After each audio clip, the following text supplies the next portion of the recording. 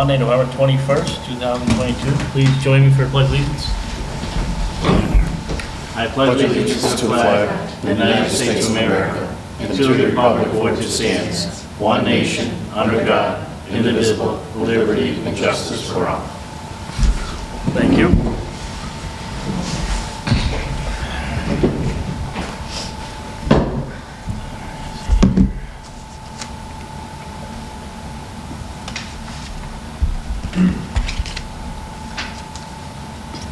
First, imagine National Grid, correct? For a poll hearing. I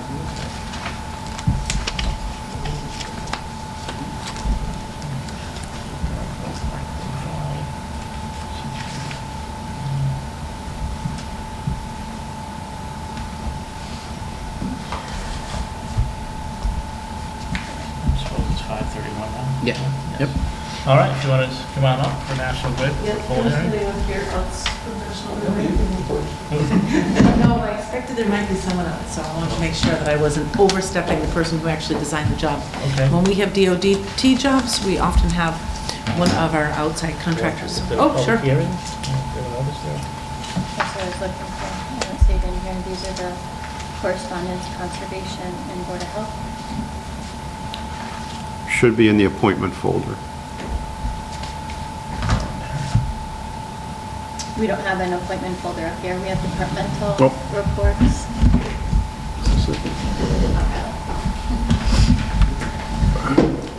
There it is. There we go.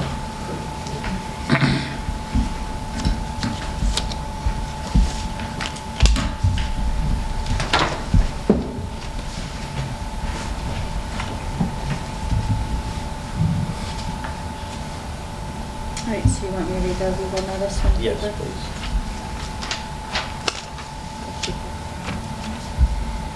The select board will hold a public hearing on Monday, November 21st, 2022 at 5:31 PM at the Senior Center Building located at 10B West State Street, Granby, Mass. to grant permission to Massachusetts Electric Company doing business as National Grid to locate poles, wires, and fixtures, including the necessary sustaining and protecting fixtures along and across the following public ways: School Street and East State Street, National Grid to install 1 SO stub pole 5784 and anchor and relocate 3 SO poles 56, 57, and 58 on School Street and East State Street, beginning at a point approximately 5 feet northeasterly of the center line of the intersection of School Street and East State Street, Route 202, and continuing approximately 500 feet in the northeasterly direction as part of Mass DOT 606895 project.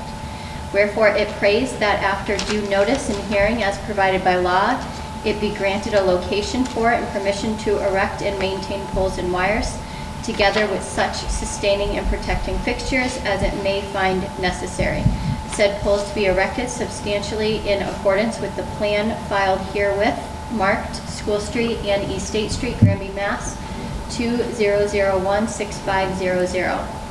Also for permission to lay and maintain underground laterals, cables, and wires in the above or intersecting public ways for the purpose of making connections with such poles and buildings as each of said petitioners may desire for distributing purposes.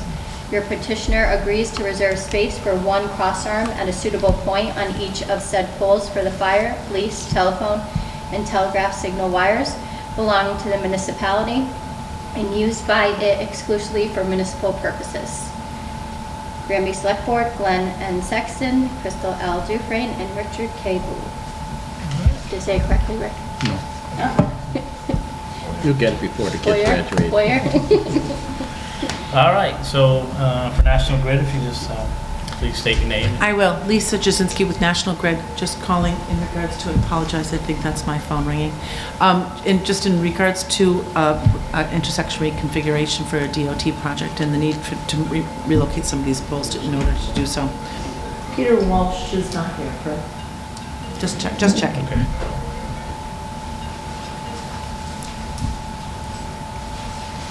I think that about summed it up. That's it? Okay. Yes.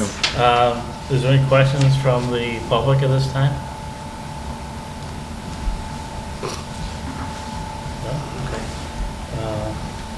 That's just part of the DOT project? Correct. Are they old poles? Are they old poles? Old poles? Yeah. Are they old? Is that why we're replacing them? I believe, well, it's interesting because it sounds to me like when I was speaking with the police chief that there's been talk about a rotary, so Oh. it could be in conjunction with that intersection. Okay. Okay. So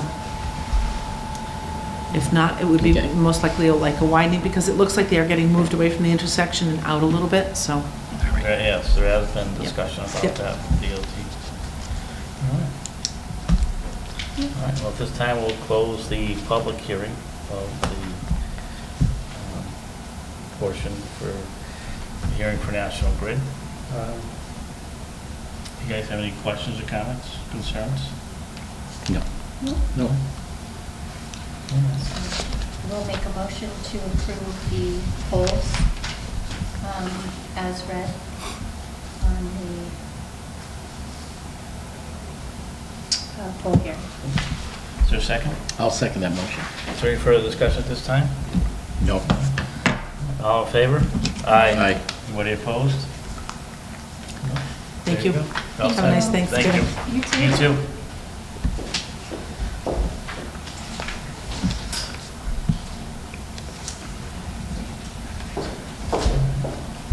Go ahead and schedule.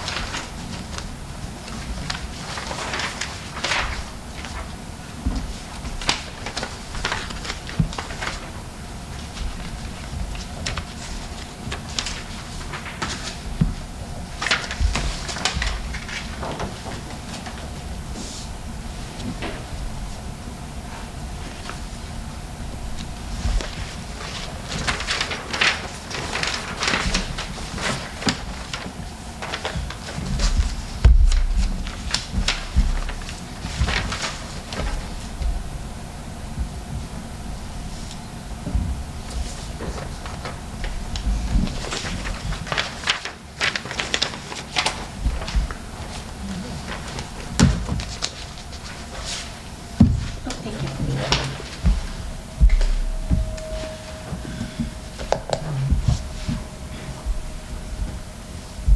We just have a few minutes. Everybody have a chance to review the departmental reports? Yes. Yes. Any questions or concerns? No. Crystal? I did have a question about, and I don't know, Chris, if you know the answer to this, and the fire chief's not here, but did they decide what was going to happen with the houses? I know he met with Jeremy. The houses have been moved to Okay. West Street School. Okay? Actually, that should have been in Jeremy's weekly report. Okay. I was going to say, I just read it, and I didn't see it in there. Okay. They survived the That was move my only question. that you're aware of? Yeah. Yes. And- However, there was some damage to them before Jeremy moved it, so he took some pictures prior to the move. Okay. Just so they could show that there was damage to them. And the fire chief's going to allow the snow blower in there too? Yes, him and Jeremy met, and when a storm is expected to come, then yes, he will be allowed to park the unit inside the fire station. Beautiful. And I'll entertain a motion for departmental reports. Can I just, sorry, ask one more question about the police one? I didn't know Chief O'Grady's here. So I noticed you guys got the traffic grant award, which was awesome. It says that we will talk about, once it comes in, different areas to put the pole-mounted radar sign. Do you guys already have like ideas? Because is it a solar one? It's a solar one, so we'll Okay. have to assess where it'll be powered. It does have battery backup, but it obviously needs to be the solar most of the time. But Okay. I figured we talked to the board about like one of the more busy streets. Heavier, yeah, Exactly, traffic heavier areas. traffic. Okay. Because it's supposedly movable, but it's gonna be a project to move it. It's strapped and everything else, so it's kind of gonna be more like a permanent structure. And we still have the mobile one we can drag around, so, Okay. Thank you. yeah. That was all I had. Okay. Nothing from me. All right. Is there a motion? Yes, I will make a motion to approve the departmental meeting minutes. I'll second that motion. Reports. Is there any further discussion this time? All in favor? Aye. Anybody opposed? More minutes.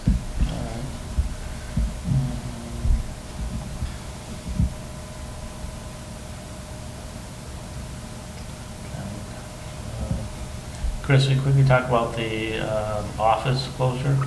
Office closure, I'm just letting the board know that Kathy, myself, and Dale have opted to use vacation and personal time from the day after Thanksgiving, just so the board knows that none of us will be here on that day. Also, Jeremy and his staff will be taking vacation or personal time on that day also.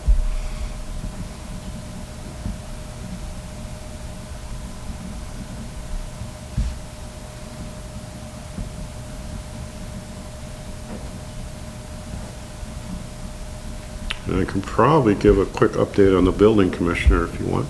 Sure. If you would like. Our building inspector was done on last Thursday. I have reached out and I have 2 certified building officials who are willing to hold office hours for the town of Granby, 2 nights a week. It'll probably be like from 4 to 6. Right now, we're looking at Mondays and Wednesdays, and appointment and inspections will be done by appointment only. So, and then we also have to look at advertising for a permanent building inspector. At the next meeting, I'll have a proposed advertisement for it, just so the board knows. Okay, good. I know that was a concern about, for permits and things like that, to make sure that we're able to have someone go out there, do the inspections and the permits, so that's good. That'll take place. And just so you know that there is another Zoom meeting next week regarding a potential shared services program through PVPC for inspectional services. Okay.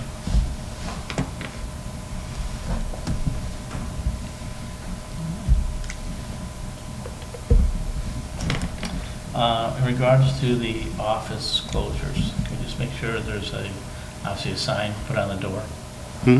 Actually, if we can even do that, maybe probably tomorrow. Yeah, it will. Yeah, there's some people there.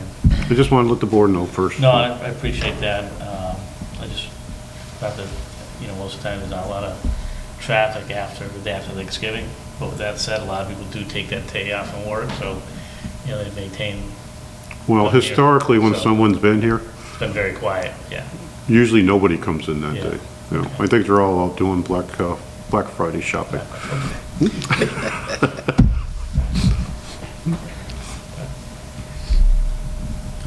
So, in regards to that, it's a public notification that the town office will be closed on Friday, which is November 25th. 5th. If anybody has anything that needs to be taken care of beforehand, please stop in, and if you need further assistance, please reach out to the town administrator or the assistant town administrator beforehand.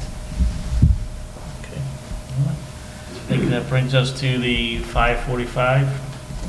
David Leonard for Forge Pond, sir.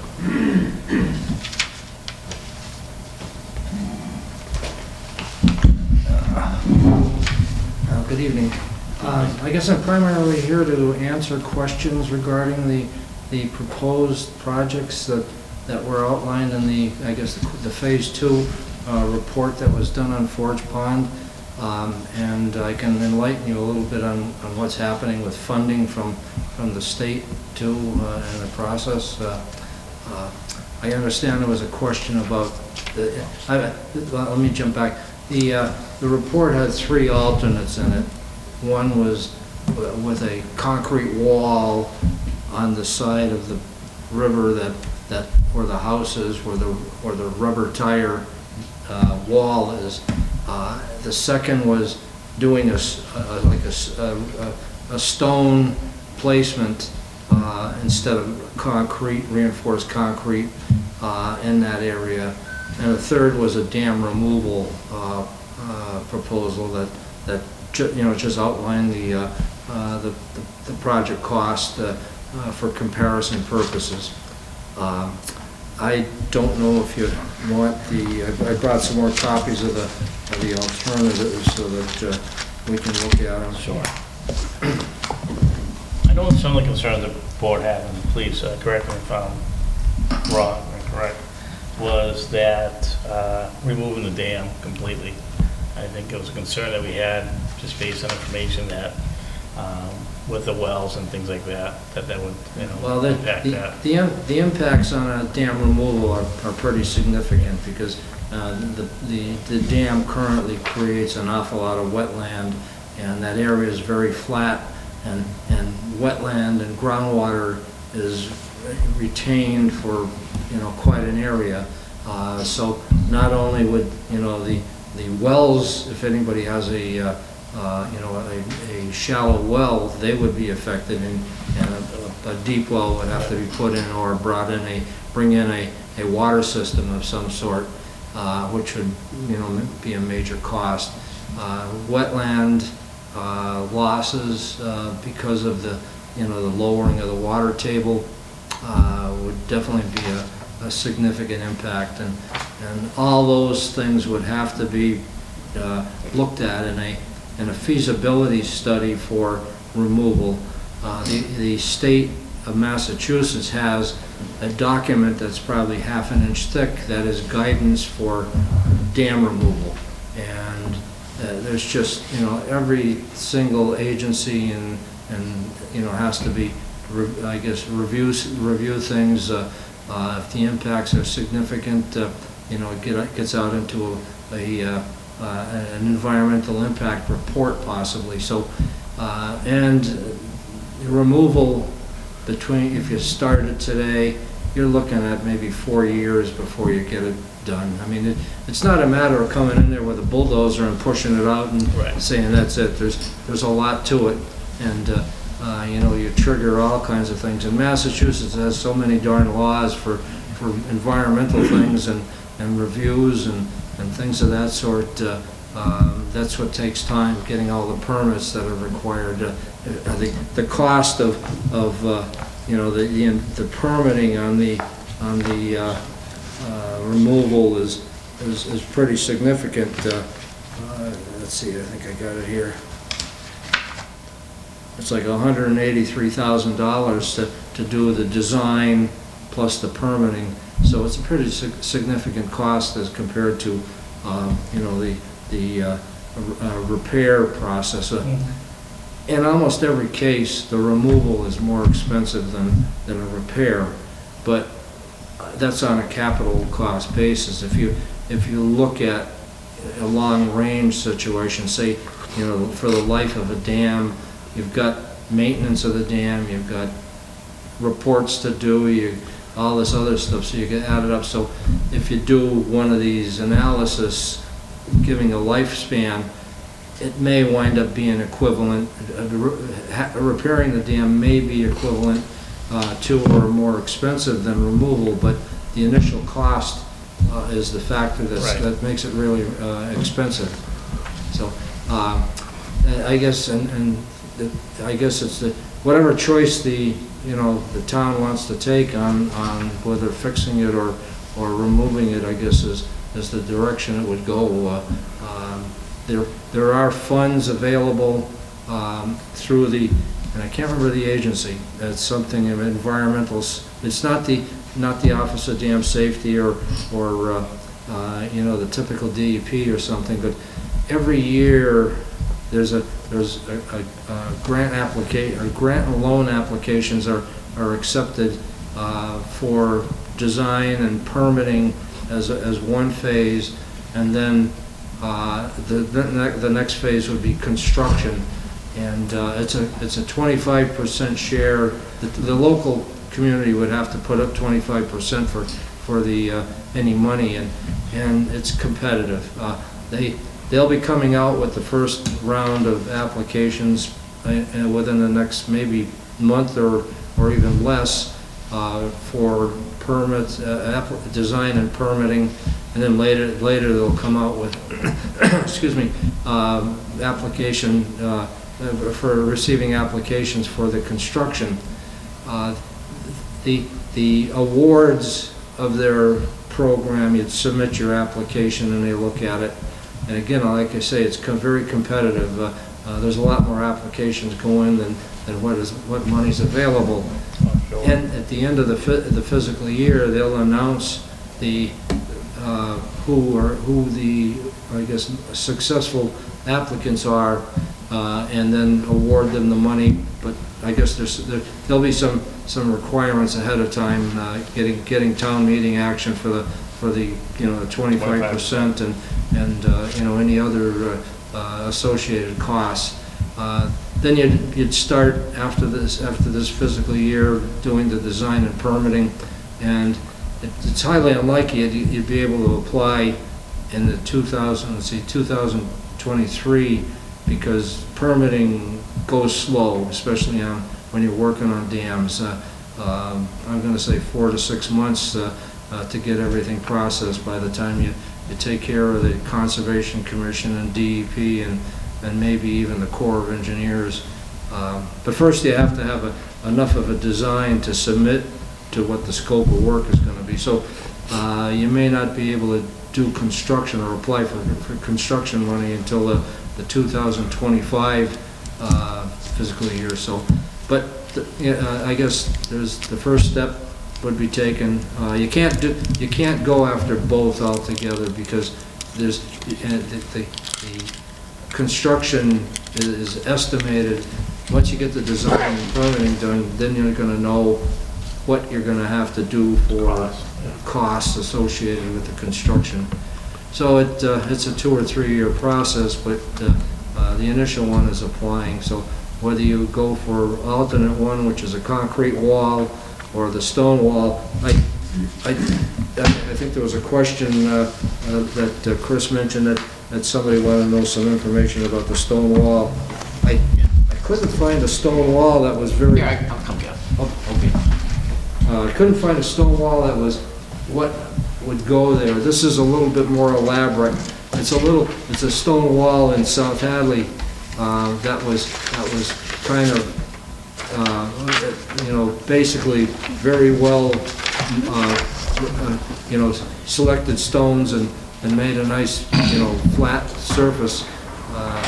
The wall that this proposal would be something of a little bit rough, but it would be placed so that there's a good interlocking of the stones on a maybe 2.5 to 1 slope, if it's possible, up to that the house location within the property lines of the town.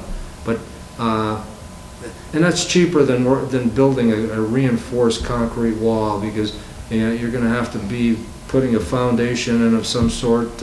You're going to be in the brook for a long time. You're going to be doing concrete pouring and getting around that house, or working in the stream itself. So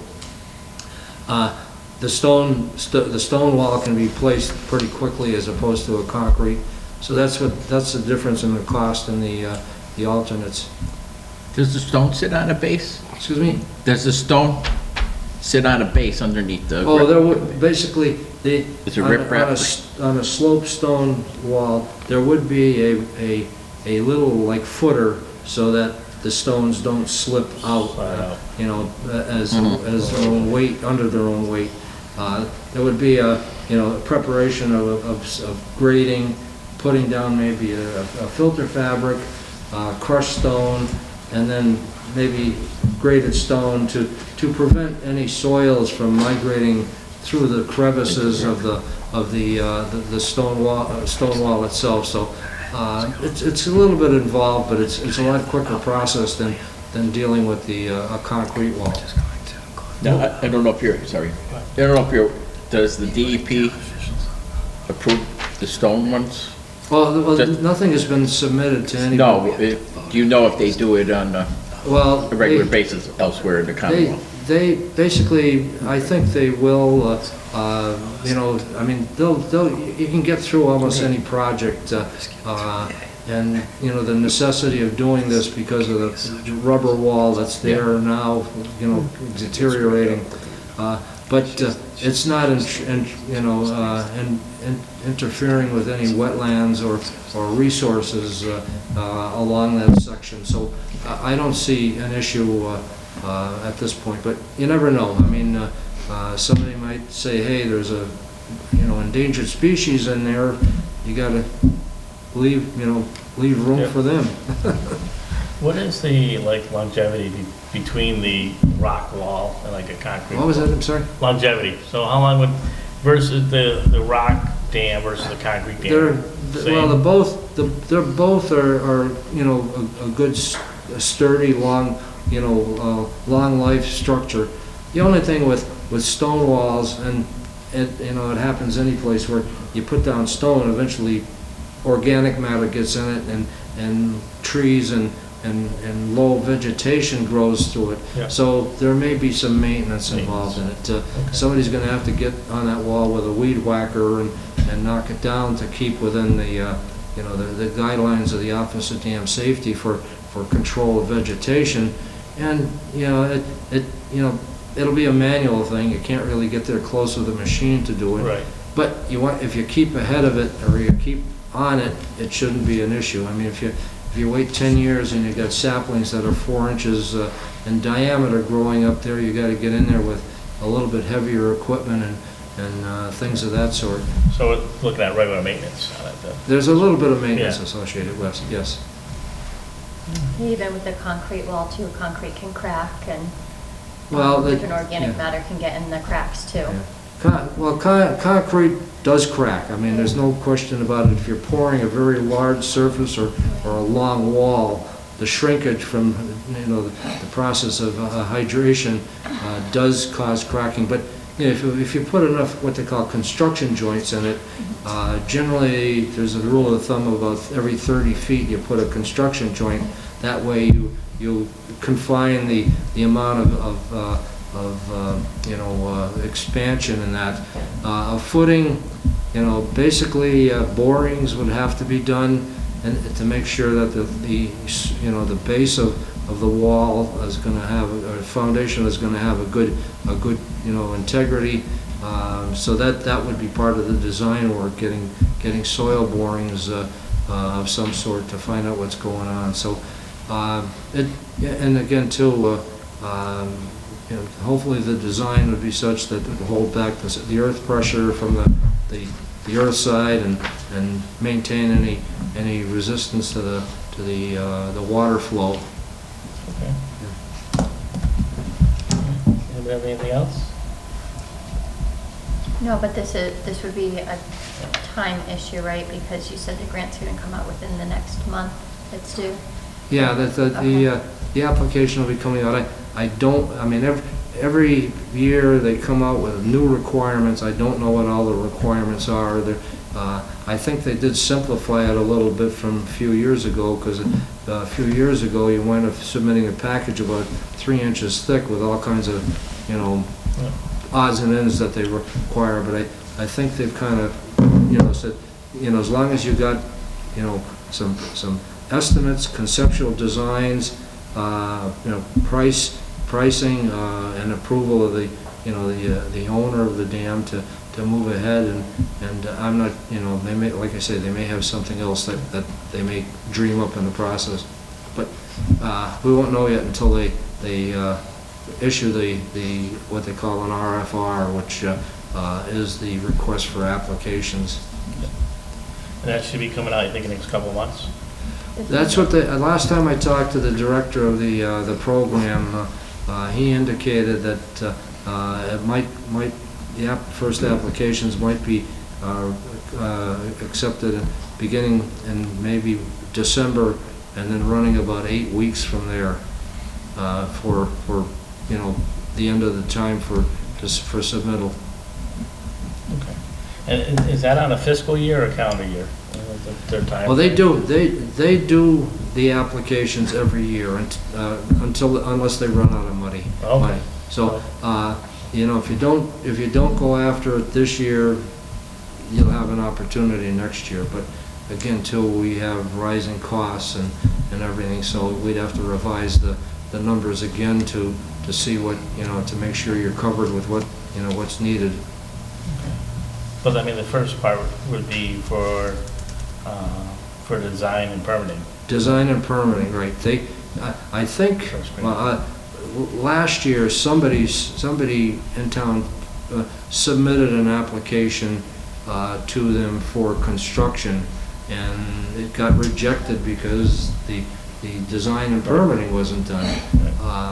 And plus, I think there was like $33 million worth of applications that went in. But again, too, they do try to spread it around. Some of the construction, they do give you a grant, and then they'll give you some loan money. They have a 0% loan or 1% loan, something like that. Not quite sure. That's part of a revolving account. But the chances of getting the whole project with grant is not great. Design and permitting, that I would say in confidence that they would give you the grant for that with the 25% share from the town. Okay.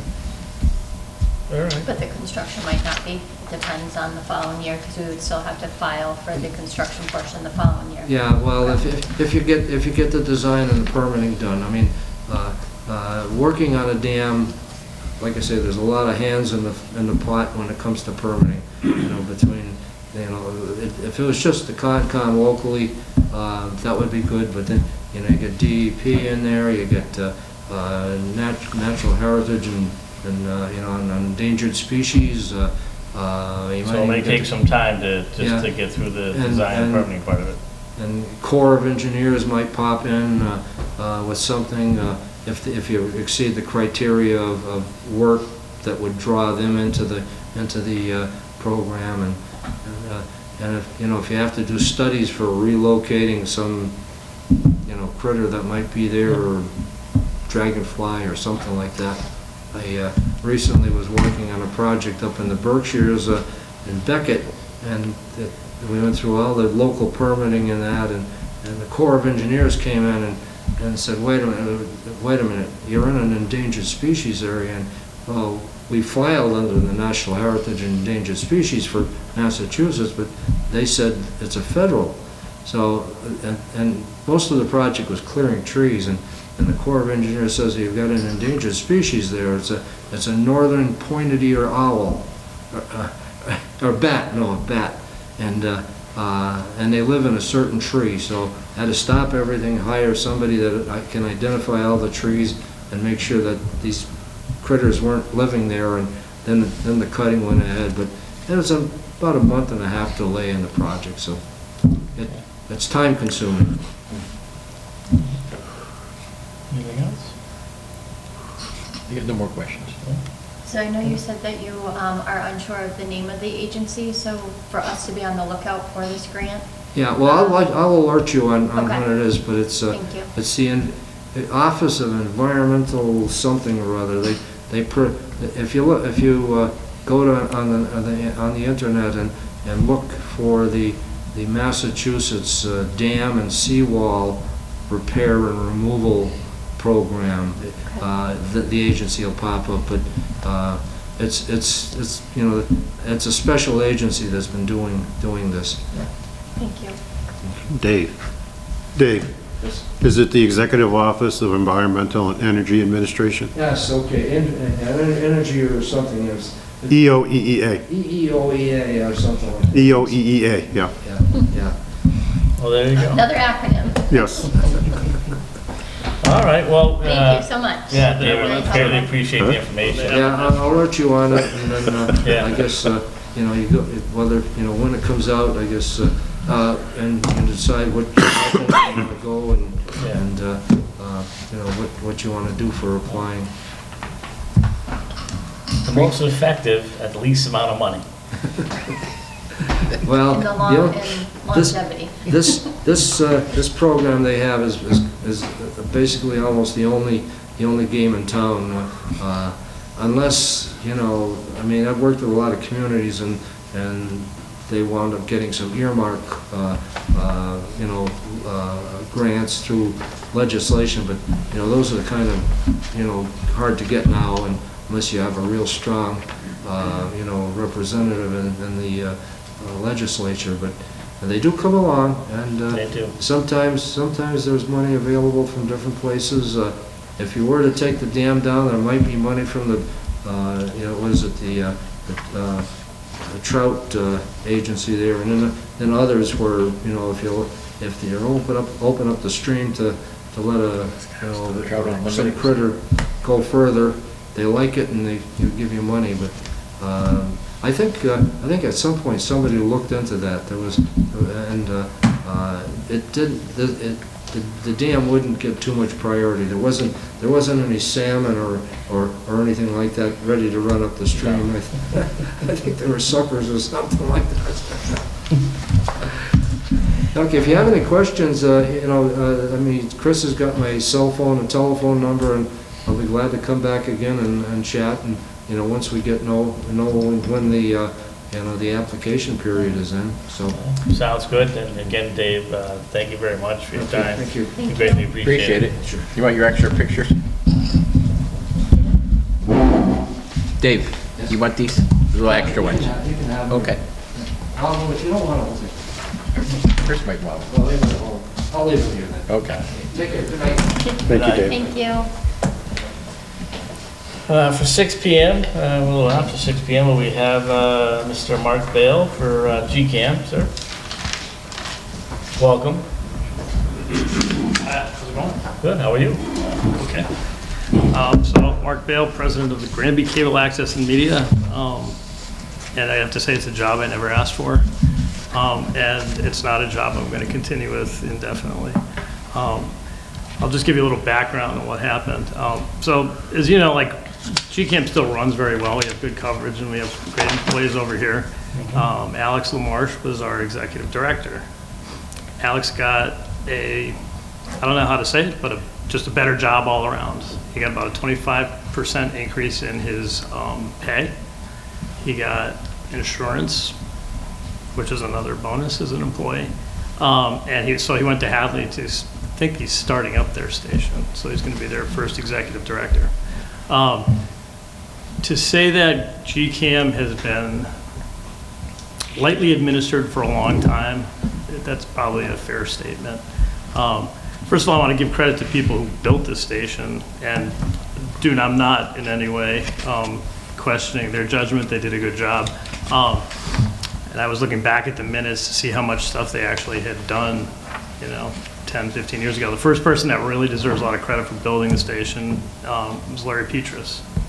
Another person is Terry LaJoy. And they were in at the beginning when it was truly a labor of love. And they were running around doing all the things, putting in tapes and feeds and all that kind of stuff. And Emery Everin was the last person. And I was looking back, and it seems like he might have been on the GCAM board for about 10 years. Well, Emery's since left, and so I'm not sure that, I don't know how often they were meeting at that, when Emery was chair, but it's basically our oversight. Once Alex left and I had to figure out what was going on, I realized just how little oversight had been going on. There's no, nothing, no improprieties, let me say that, but it's just our board is totally unequipped to supervise anything. I think what happened was it gradually grew when we had Trish directing. She grew things a little bit, and then Alex came on and he really developed a lot of things. So in some ways, the organization's actually developed beyond our capabilities. So I've been agonizing over this for a few months now. I mean, losing sleep over it, because it's not something, this is not a labor of love for me like it was for the previous people. But I also don't want to leave our employees in the lurch, and I don't want to have, the town, which depends on a lot of the coverage, to not have the coverage. So I've been doing a lot of thinking, and it's taken a while to figure out what's happening. I just actually got a hold of the bylaws for the committee this week. So it just gives you an idea of just how little anybody on the board really knows. And I compare that to when I was a selectman. I couldn't run the town, but I knew how it was supposed to run. And I knew if I didn't have somebody, I knew where I could go, what I could do. So in the nonprofit, which is like, we're supposed to have members. I think at the last membership meeting, we had 2 people. Today I discovered that there's a whole list of people, so now those people are gonna, once you're on GCAM, you're on GCAM for life.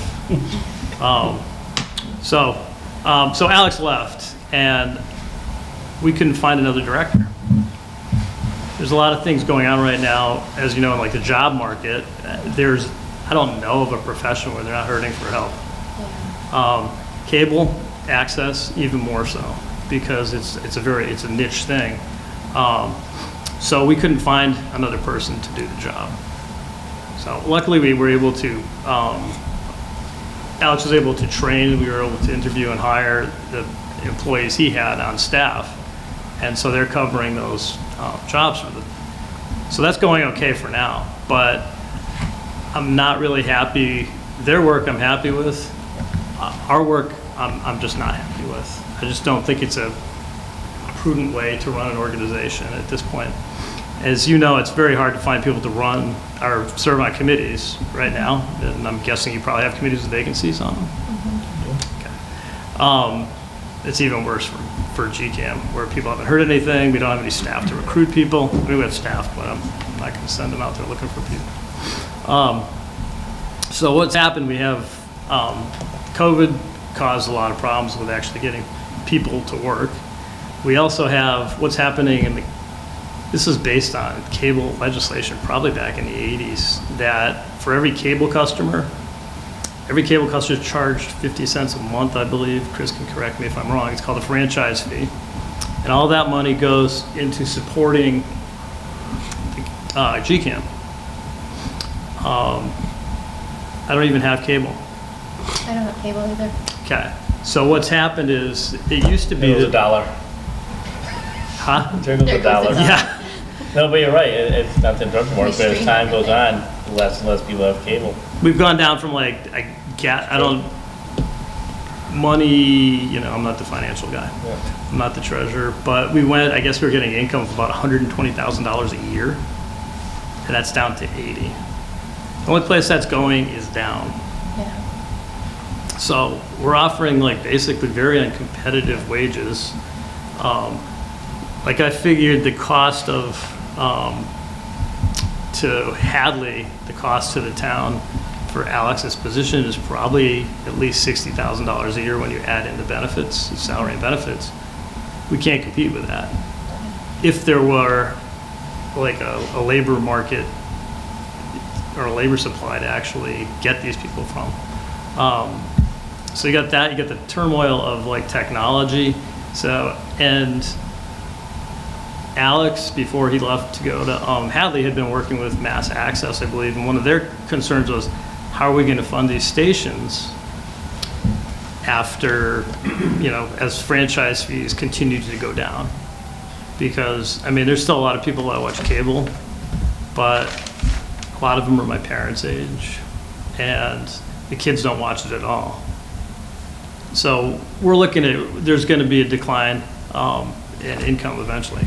We do have investments that have never been touched, and the dividends or interest has been reinvested.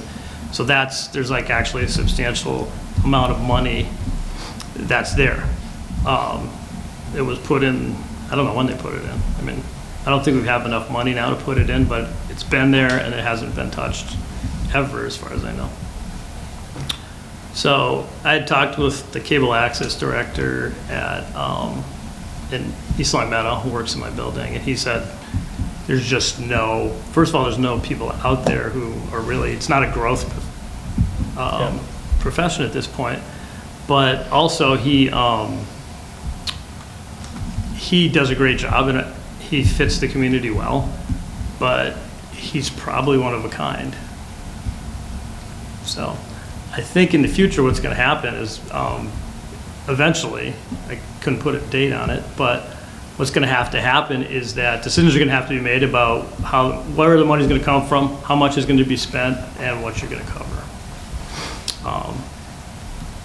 Maybe it's because I come from town government background, but I really don't think that should be made by a board, the decision should be made by a board of directors of 3 people who elected each other.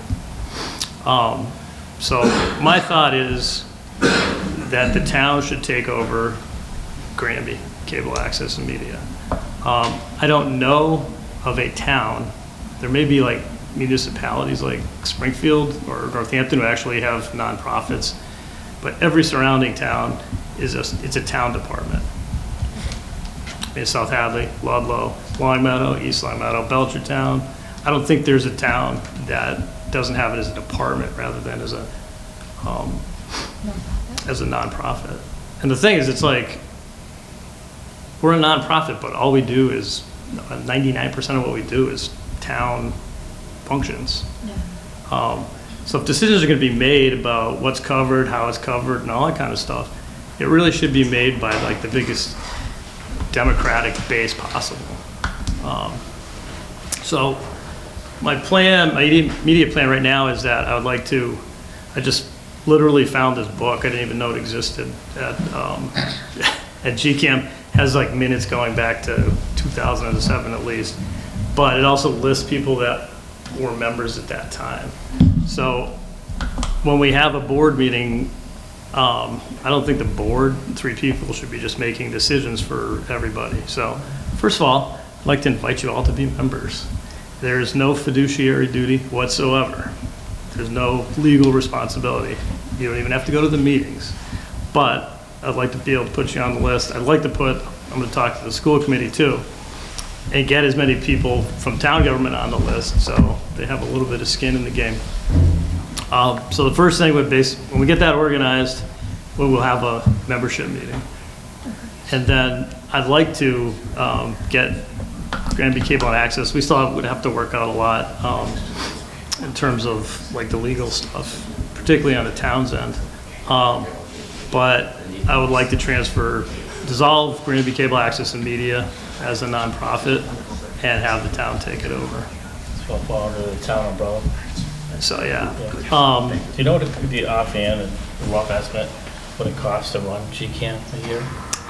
This is one of the things that really kind of like gave me a picture of how deficient our oversight was. There's never been a budget. Okay, now this doesn't mean the books haven't been balanced and we go through an accountant every year. Right. But like there's literally never been a budget. So I don't think that's a really great thing. But you do pay salaries, right? Well, yeah, we definitely have costs. Okay. The biggest, I mean, I don't think we spend a lot on equipment. It seems like we have a ton of equipment, but we have rent and we have employees. Those are the 3 main costs. We come in under that because when Alex left, we did give raises to the other employees to cover his duties. But there was a net savings. So there's that, yeah, those are the primary costs. And I have no idea where you could put GCAM in town because it's like we're pretty much pressed for space anyway. But if it were in a town building, you could obviously save on the rent. The rent's probably, let's say $1,100 a month, which is up. It adds up. It's not huge. The cost like, of, I don't know if they're paying for heat and electricity and all that stuff along the way. Yeah. It adds up quickly. So that's what I'd like to do. I'm not going to do this job for the rest of my life. I mean, I'd like to get rid of it by May, and I'd be glad to work with the town on the transition. But I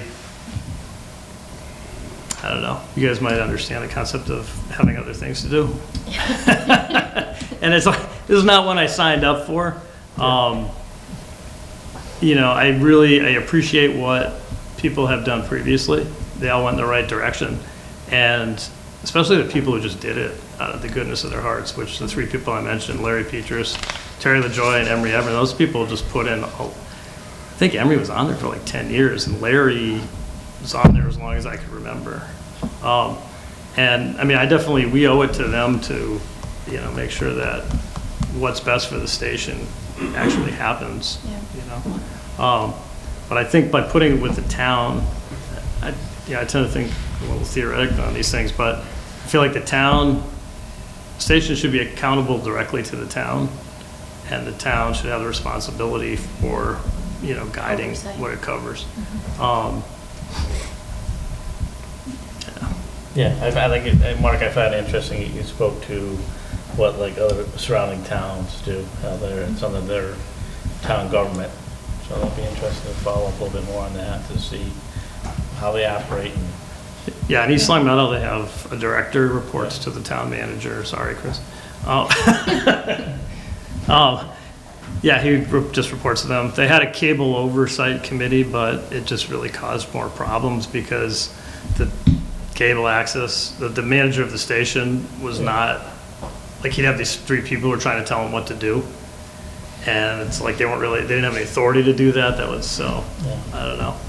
That's, in terms of what that structure might look like, I could put in my 2 cents, but ultimately it would be up to the town to decide what made the most sense for running it. Well, it sounds like something we need to look into, and, Mark, really on behalf of the board, we appreciate the work that you're doing with it. Let's be honest, you can just wake up tomorrow and say, I'm done. And then we'd have to figure out a solution at that point. So, it sounds like, we need to start looking at things and figure out the best way to proceed in the best interest of the town. Get GCAM. So, if it's all right with you, I will talk with Chris about it, and he can pass ideas along and stuff, if that makes Sure. sense. Makes sense? Yeah. Thank you. Okay. All right, thank you very much. Thank you. Thank you, Mark. Thank you. And just let us know when the membership meeting is. I will. Okay. What's this whole talk about membership for life, though? Yeah, that scared me already. Yeah, because I'm looking through there, and I was like, first I think I'll just put the select board on the spot. And then I was looking through this, and I'm like, wow, I actually do have a role of people that, and it's like, they should have, some of those people were in there at the beginning, they should have as much to say as, anybody else. So. All right. Moving forward, we have Chief O'Grady. Sir, if you would, please. Thanks. Take care, Mark. Thank you. See you, Mark. Good evening. Good evening. I believe Chris and Kathy forwarded you, the Crown Act was put into place this past spring, and it's a law that says prohibiting discrimination based on natural and protected hairstyles. So we need to upgrade our rules and regulations to adopt it. I forwarded you all, the yellow areas would be what is going to be put in place. The Mass Chief's attorney drew this up, and the red sections would be stricken from the rules and regulations. Okay. The only thing that is different is the facial hair. We had a temporary facial hair policy with Chief Wishart, and I just decided to make it official, but with the ability, if they don't follow through with grooming standards and stuff, then we have the ability to take it away. Okay. So, basically, we're just adhering to what the new law is. Exactly. That's all. Exactly.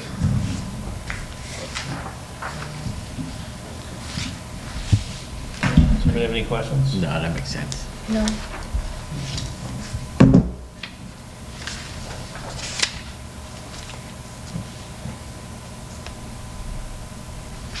No question. Okay. Yeah.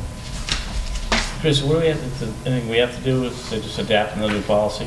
You have to approve the proposed policy. Okay. So is there a motion to approve the new policy in regards to, is that what you call it, hair policy? Yeah, the grooming standard set by the Crown Act. Okay. I will make a motion to approve the changes in the grooming Crown Act. Well, it's a grooming policy. Yes, Grooming, exactly. yeah. The grooming regulations. I'll second that motion. Is there any further discussion this time? All in favor? Aye. Anybody opposed? All right. Thank you very much. Thank you.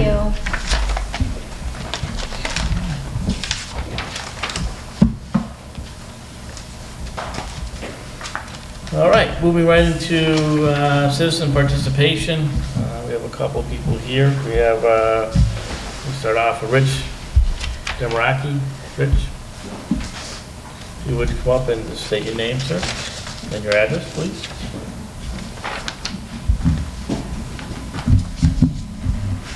Rich Tamaraki, Bachelor Street.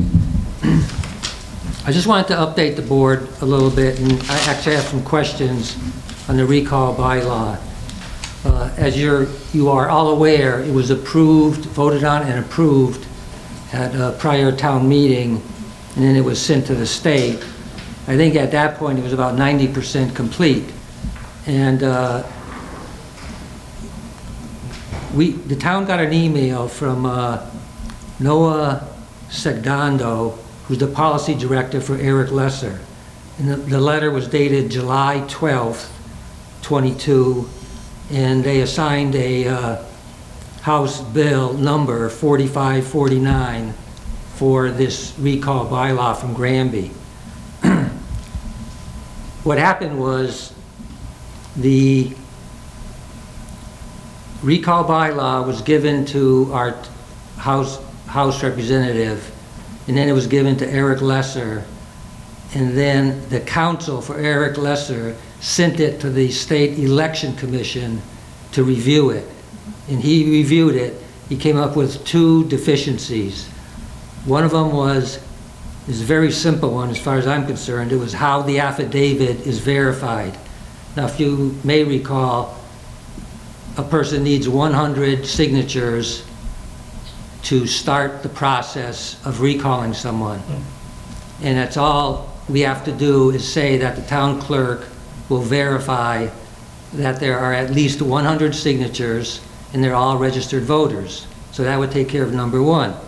Number two, which was a little more complex, it said the time frame for holding the election is deficient.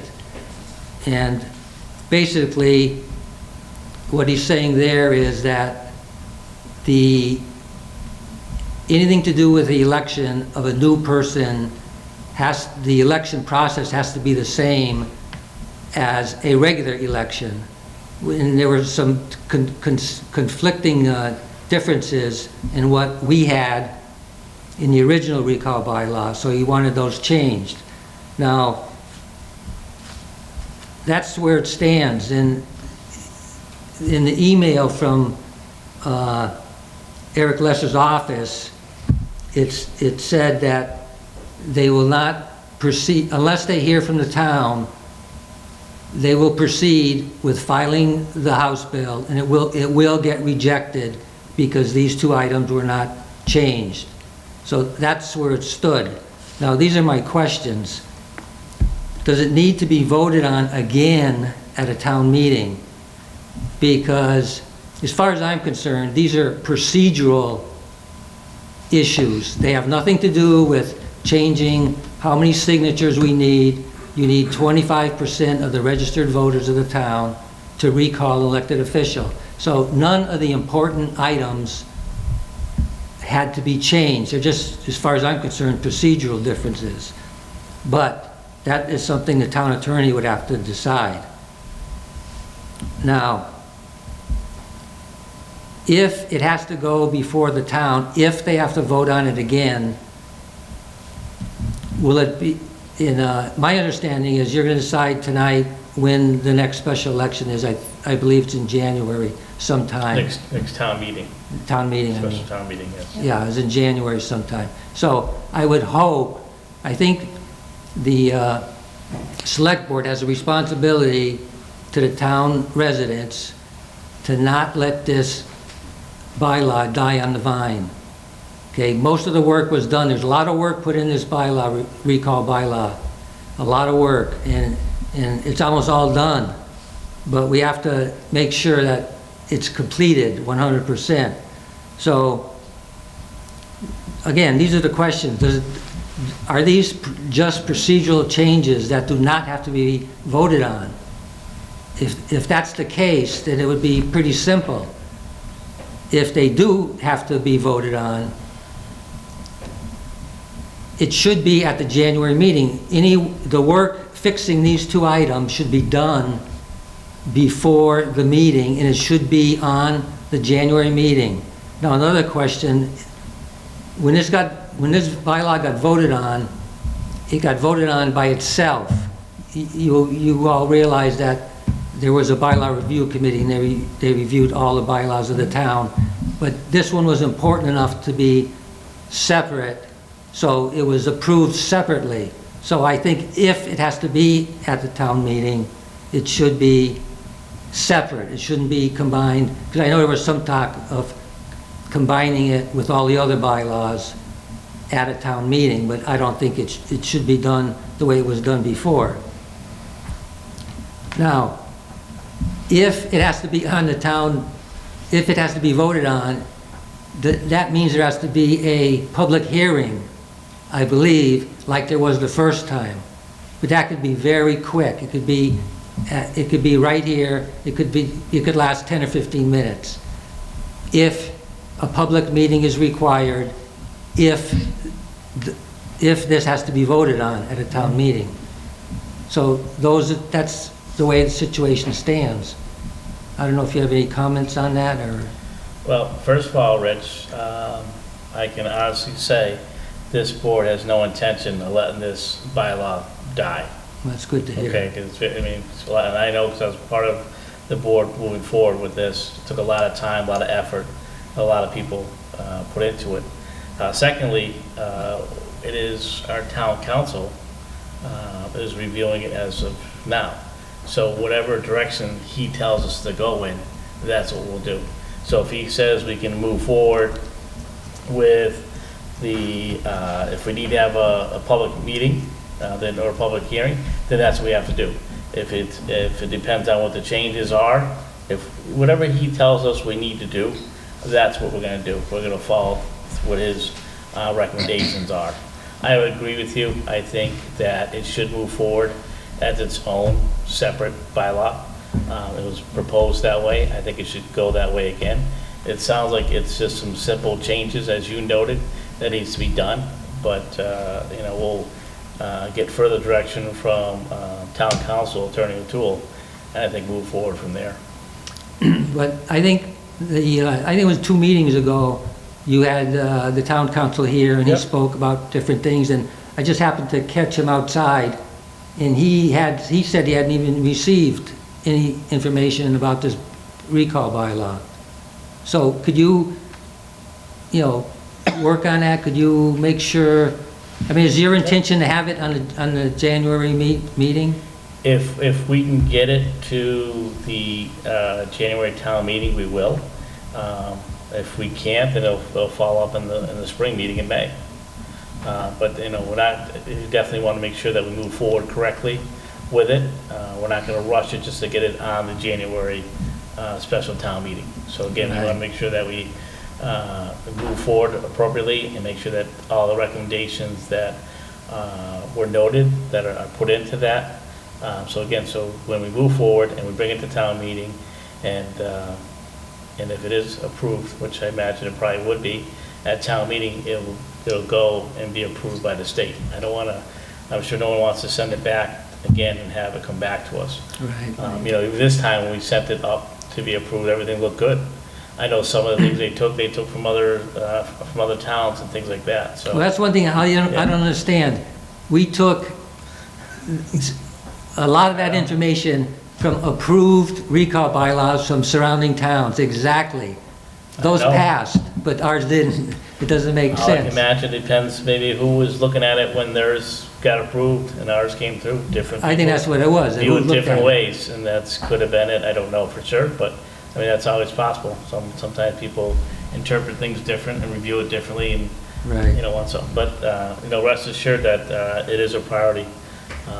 Be honest with you, I was kind of, dumbfounded, if you will, when it was rejected, because for the same thing you just said, that other towns pretty much had the same thing that we did. Right. And theirs was passed. I was Right. kind of, wondering, well, why didn't ours get passed? If this other town, pretty much, because I remember the process going through it, and it was pretty much the same thing, and ours got denied. So Right. we're definitely looking to fix those things that need to be fixed, and to get it back and approved by the residents, and get it back to the state to be approved, so eventually this could be put in Okay, good. I just place. wanted all of you to be aware of what the status is of this right now, Yeah. and you keep on it, that's all. Thank you very much. You're welcome. Thank you. Thank you, Rich. Appreciate it, Rich, very much. Did either of you have anything in regards to that? No, that's, Good? I do remember Rich coming and talking about it previously, asking for the status of it, and at that point it had been reviewed. Yeah. But now, we do have it back, so now we're just and waiting if for it's town as simple council. as what he said, we're getting these two things there. I think Right, So yeah. we'll just wait to the hear. attorney will Right, yeah. get it to us. And Chris had noted that at one of our meetings some time ago, what the Yeah. issues were, so. And again, I think it was a surprise that it did come back, because we weren't expecting it to come back. It's not approved. Okay. Right. All right, next we have Richard Lamoureux, the Granby Bow and Gun. You want to speak about something about that material being brought in? Yes. My name's Richard Lamoureux, resident of Granby all my life. Reside at 123 Chicopee Street, on a butter of Granby Bow and Gun. I have some concerns about the material being brought in. There's a lot of contractors, local contractors, bringing stuff in, which I really don't have a problem with, but I don't see anything being managed. There's triaxles, there's 10-wheelers going. Andy is in the process of putting in a 1,500-yard range. From my backyard, I see the top of the mountain, the tree line is gone after the leaves are gone. 10-wheelers are dumping up there. They dump so much that they brought in their own bulldozer to push it over the land. Did you see the pictures I submitted to the town? I did, I appreciate it, yeah. Okay, they're gonna be made public because they're gonna be put in the Gazette. I think a lot of people should see these. I'm very disturbed at what I see over there. I was served a no trespass order in 2017, along with Mike Plutchapek and Robin Laborde. We're residents of this town all our lives, and we abutted the club for over 40 years. Is there a reason I was served a no trespass order? He claims I crossed the firing line, which did not happen, okay? He doesn't want me to see what's going on. I can observe close enough from my house. I'm working with conservation. Hopefully we can resolve this problem. I don't want to put anyone on the spot except for the people in charge of this. Now, there was something brought up that, you're all familiar with the land court case, correct? Okay, who actually listened to that case? Who was in on the Zoom? Because I did listen to the case the second day, and I wasn't notified. As an abutter, I think I should have been notified to have access to that, but I did find a way to access it. And I listened to it, through the whole thing. And during that questioning, cross-examination of Andrew Mercer, president of the club, he was asked by his lawyer if any of the butters had ever complained or anything. And he stood up and says, oh, no, no, no. I don't know why the town didn't object to that, because all three of us abutters have been fighting him. I don't know what happened there. I don't know. It was during a COVID where no one could really have any response. I don't feel like I was represented right. But I don't know who listened to it or what, but I did listen to it, and I was not impressed. As soon as I heard his case, I knew we had lost, because I don't think we were properly represented.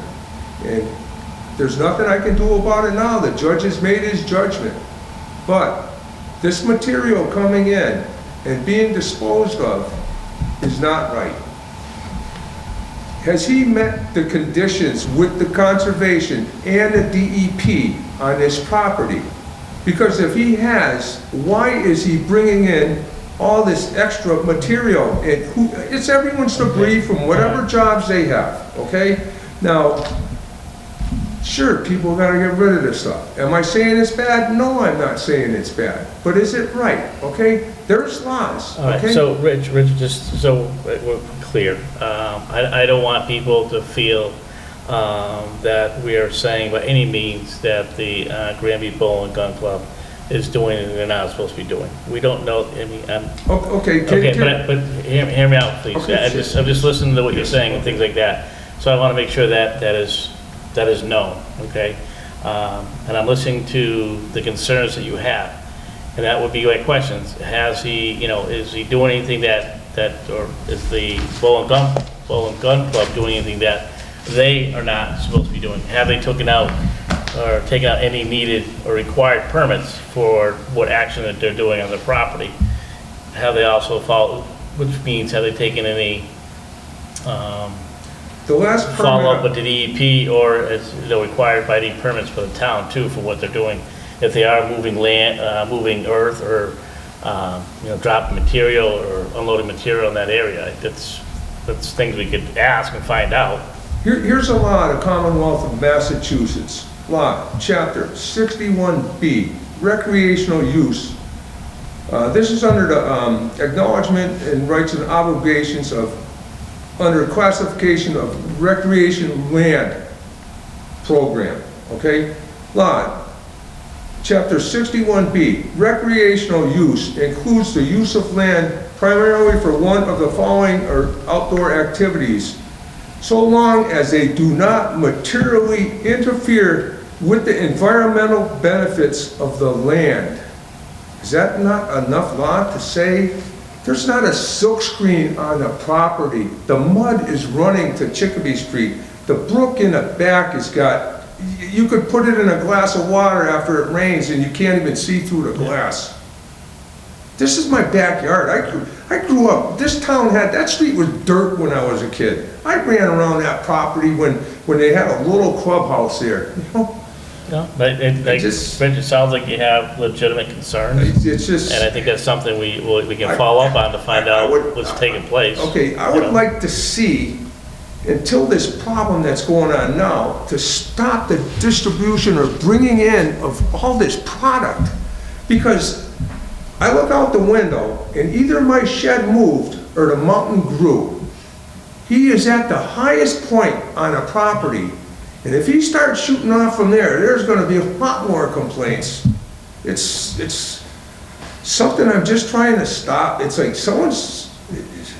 Well, I think how far can he go? What we can do, we will do is we'll ask Chris to reach out to our town council to find out what our options are and what availability we can do. I don't know if we have the ability to say you can't. I don't even see a DEP permit number there. Well, those are my questions that I would have too. I'm working with the conservation now, and hopefully we can get something done because I can't sit there and watch this happen.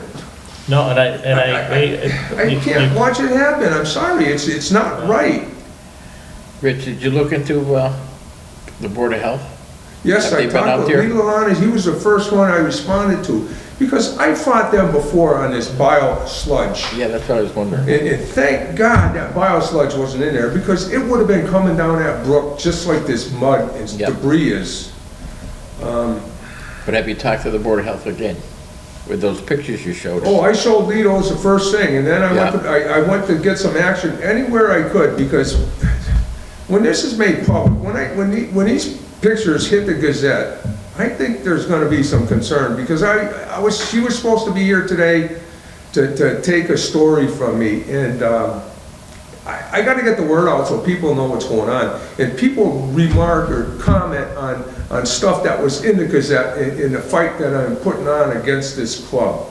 I mean, he's got a proposal he sent to the town here. I believe this was back in 2018, okay? To apply for proper permits to build an access bridge to get over to the wetlands. Those wetlands are already taken care of. I don't believe there's even a bridge there.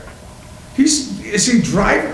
Okay. Well, like I said, Rich, we'll follow up on some of the concerns all the concerns that you brought forward, and we'll talk to our town council as well. And again, but if the Granby Bowl and Gun Club is not doing anything that they're not allowed to do, there's nothing we can do to stop them from doing that. I So that's. I understand what you're saying, that's but I what- don't believe you're allowed to do this. Well, How can you do Okay, no so silk screens? that's what we will follow up on, first of all, to make sure that, find out what they are doing, and if they have the proper documentation and the proper permits to do such things that they're doing. That's first thing I mean, first. we're talking truckloads. It's, so I don't know, I can't sit home and watch it. I look out the window and I see the trees going over. You know, when you have a local contractor dumping and then they come in with their own dozer to push it, I don't know if he's getting paid to take the fill. I have no idea. There's so much being brought in there. And if you look at it, drive down Chicopee Street and take a look at the appearance of that street, and he's cutting a new driveway up the side. I don't know how you can get away with it. Well, like, as I said, we'll follow up on it. Okay. And if there's things that he is doing, or not gonna say he, is there anything that the Granby Bowling Gun Club is doing that they're not, should be doing? And that's what we'll move forward on. And again, that's what we gotta find out, what they are doing, and if there's any needed permits or documentation that they should have to do what they're doing right now. If it comes out that everything they're doing is fine, and they're allowed to do what they're doing. I don't think it's fine. Okay, that's easy to say, but without us, really investigating and to find out what is being done, I can't speak to that right now. And that's what we need to do. We need to do our part and follow up on what our town council to, appropriate what actions that we need to take as a town to move forward. And I think some of that has to do is, again, are the permits that are required that haven't been taken out yet? That's something that we'll follow up on. So we can take them out after? Again, I'm saying is the permits that should have been taken out that aren't taken out. There is certain things that can be done. There's there's things that can be done if he hasn't taken out, or again, I keep on saying he, but the Granby Bowling Gun Club, there's certain things that can be done if the permits have not been taken out. However, again, our first step is to reach out to our town council, find out how we can proceed to move forward with this. We just can't go on someone's property and start looking at things. We need to find out what. Well, you don't have to go on his property to see it. Again, there's the things that we need to find out, and we want to make sure that we are doing, two things. We are doing things legally and Yes. appropriately. Yes, So that's what I'm trying to do too, things Yeah. legally. Right, so my I respect the responsibility. fact I have a no trespass order, but what I see from the outside, I do not like. So this town, this board, responsibility to the town is to do things, again, legally and appropriately. So that's what we're gonna take our necessary steps to move forward with what you're telling us. Okay. I definitely appreciate it, and definitely appreciate the concern that you have about it. It's an environmental doubt. concern, yes. And it's probably, if he's ruled unhealthy, it's his second offense. Well, that's something that, You know, that needs to be I don't think you followed can up just let on. let mud run into a brook. Again, those are things that we need to follow up on, Yeah. so, to move forward Okay. on the actions. All right? Okay, thank you. Again, Because I'll I be do following appreciate back your up time. on this, and hopefully I get some sort of response from somebody and have a committee call me and update me on what's going on. We are gonna, I'm gonna I'd like to ask be on a Chris. call list or a Well, notification list of some sort. We're gonna start the process, and have Chris reach out to our town council to let them know what our concerns are. Okay. And what are our steps to take from there, and we'll move forward. Because hopefully this winter, when the water's running off the hill, the road doesn't get too bad, because the water's like 4 feet from the road every time it rains. We'll And follow the up on mud, it. I don't know how deep it is. It's pretty deep.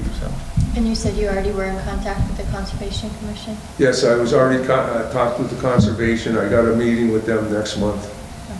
Okay. Because this is a real high concern of mine. I have nothing against gun clubs or anything, but when, they can shoot all they want. The noise goes away when it's dark, but when you pollute the land, that doesn't go away when it's dark. And, I remember as a kid seeing lady slippers up there and lizards with the yellow spots. You talk about environment and safety and I can't see it. How do you get away with building a mountain and bulldozing trees over? Rich, you have legitimate concerns, and we're gonna do our part, and we're gonna Okay, follow up on it would it. be greatly appreciated, No, because I absolutely. would propose that we would at least try and stop the flow of product going in there, because how much does he need? You know, supposedly, have his conditions been met? You know, I don't know. And if they have, why is he bringing all this extra product? And I don't know any of it, so I can't speak to it. Has anyone here taken a site view, a view up there, or been up there? I've been up there. It's pretty nice when you see all the houses in Belchertown all around the edge. I'm sure they appreciate it. It's, We're definitely gonna follow up on it, Rich. okay, well, thank you. And I Thank you. hope to hear back from you. And like I say, I have a You will. meeting with the conservation, and I'm gonna follow this through, because I can't just let it slide. No, I can't let it slide. And just don't need to let it slide, nor would I expect you to let it slide, nor do I want it to slide. If there's a true concern that's being, needs to be looked into, then we're gonna look into it. Well, it Simple needs as to be that. looked into. Yep, I don't believe there's a permit, but, thank you. thank you. Thank you. Thank you, Rich. Did you want to say something? I think. Well, Rich, Jeff, I just want to say that Rich should check. if you can come up here, Rich, because now the microphone will pick you up. Yes, you, Rich.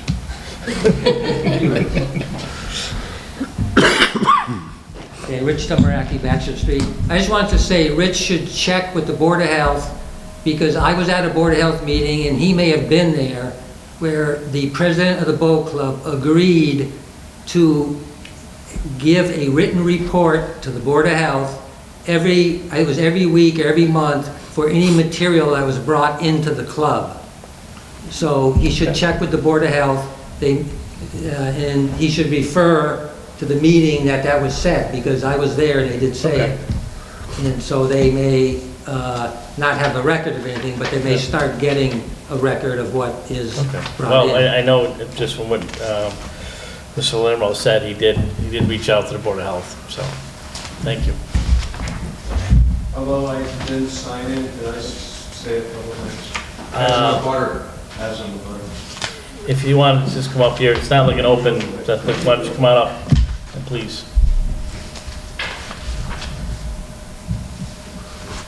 We're just gonna have you fill out necessary documentation before you leave, though. Just have to fill out one of the papers before you leave, Sure. okay? Well, my name is Mike Poljatek. I'm also an abutter of the gun club. I don't know where to begin. I could talk to you guys for quite a while, but I'm not going to take too much of your time. The first question I would have to you is, why were they allowed to go on? Why wasn't the town defended during the court cases? I didn't listen to the court cases, but I read the judge's judgment, and it was ridiculous. We were constantly after the town to help us for my safety, for their quality of life. The judge more or less said nobody ever approached anybody on it. They've been here all since 1940, and things were just the way they always were, Well, I which know, was untrue. yeah, I know I've been in there was this a town. lot of documentation that went along with that, and I know from meetings and being part of it, from a lot of this when we first started out. I've lived But it, Mr. I know, Sullivan. I understand that, but I'm saying, I know there was a lot of documentation. Why that's wasn't brought to anybody turn. approached? There was something, well, it's water over the dam. We can't do anything about it now. It's water over the dam. It's just that you guys dropped the ball pretty bad. Well, But I don't feel that's a fair statement, but that's your statement to make. that's my statement. It is a fair statement. But where I'm gonna go from here is that you appointed the conservation, meaning the selectmen appoint the conservation commissioners, and the gun club was at numerous meetings with the commission to put in their new targets, these so-called 1,000-yard targets, which were never there before. The conservation allowed it. It was during the same meetings as the biosludge. conservation actually allowed the biosludge. But when they allowed those new targets, there was conditions. Now, you might run this by the lawyer, because I'm pretty sure I'm right. When a commission or a governing body allows something to be done with conditions, they're allowed to go view those activities. The conditions that were given to the gun club was when they put up the new targets, no machinery was to be used. There's, I'm going to call them backstops for their targets, 8 feet by 20 feet. They were done with bulldozers, in other words. They had machinery there. The targets are within a wetland buffer area, 100 foot within a wet, mostly I'm going to refer to an intermittent stream that runs through there. Their targets are within the 100 foot of the intermittent stream. I brought this up to the commission years back. We're going back to 17 that this happened. No one ever came from the commission to view this. It's a long walk. I offered my property, drive through my property, you won't have to walk that far. No one ever got back to me. So I think somebody needs a little kick in the rear by the bosses, which are you guys, to see what's going on up there. Rich is right, there's a lot of activity going on there. Andy Mercier made a fool of this town, is what happened up there. He made a fool. And he's making a mess of the property. That's about all I really got to say. It's a shame what happened, you know? There's no stopping it now. If big money gets up there, oh my God, I feel sorry for those abutters. I can hear them. I'm 4 or 5 miles away as a crow flies. On a Sunday, I can hear them shoot. You might. I think you're on Amber Street, aren't you? Yeah. Listen hard. You can break. I've heard of.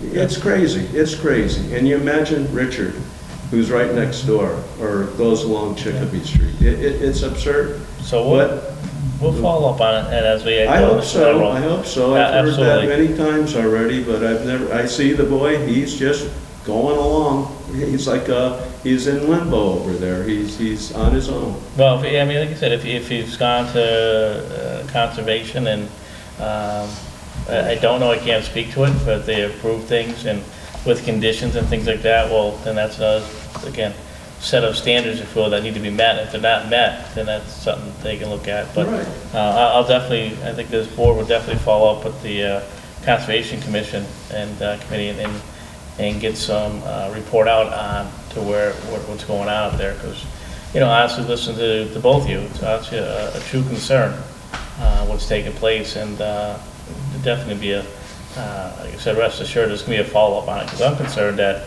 you know, I like to know what is going on up there as far as, you know, with all the dumping, and I don't say dumping because it's always a bad word, but all the things that, as far as landfill, whatever's being brought in there, and changing the design. I know roughly, I know what the area that Rich is speaking of. I can, you know, understand what he's up to. He's actually a very shrewd operator. Once he's building his altitude so he can then shoot down quite a distance. And it's that kind of distance that these gun people want. There's no other range in the area with these 1,000-yard shots. So we're going to follow up, and well, I hope if things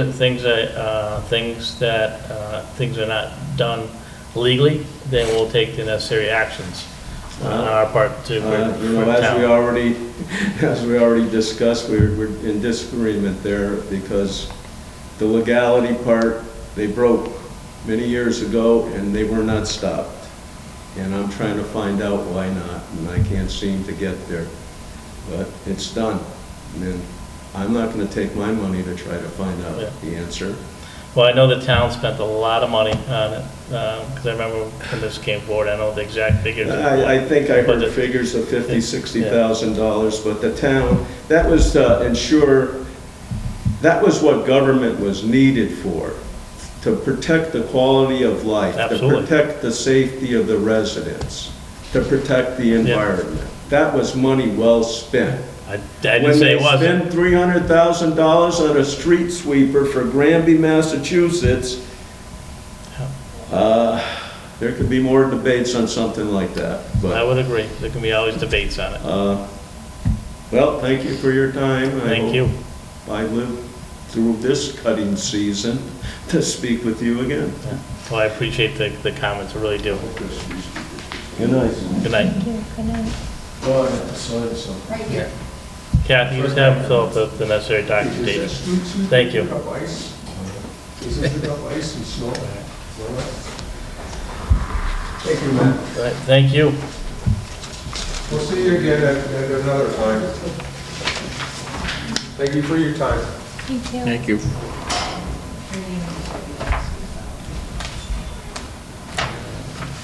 Update. Chris, we move right into it. You want to update us on the COA director? At the last meeting, you had asked me to try and get some pays from surrounding communities. I went out onto the state website, the Mass Municipal Human Resource Association website, and I printed up what the current salary are for across the state. There wasn't really many in our size that file with this organization, but what I put there is just to let you know is what they are currently paying for council on aging directors. And it's a big chunk of change, James, yeah. as usual. Yeah.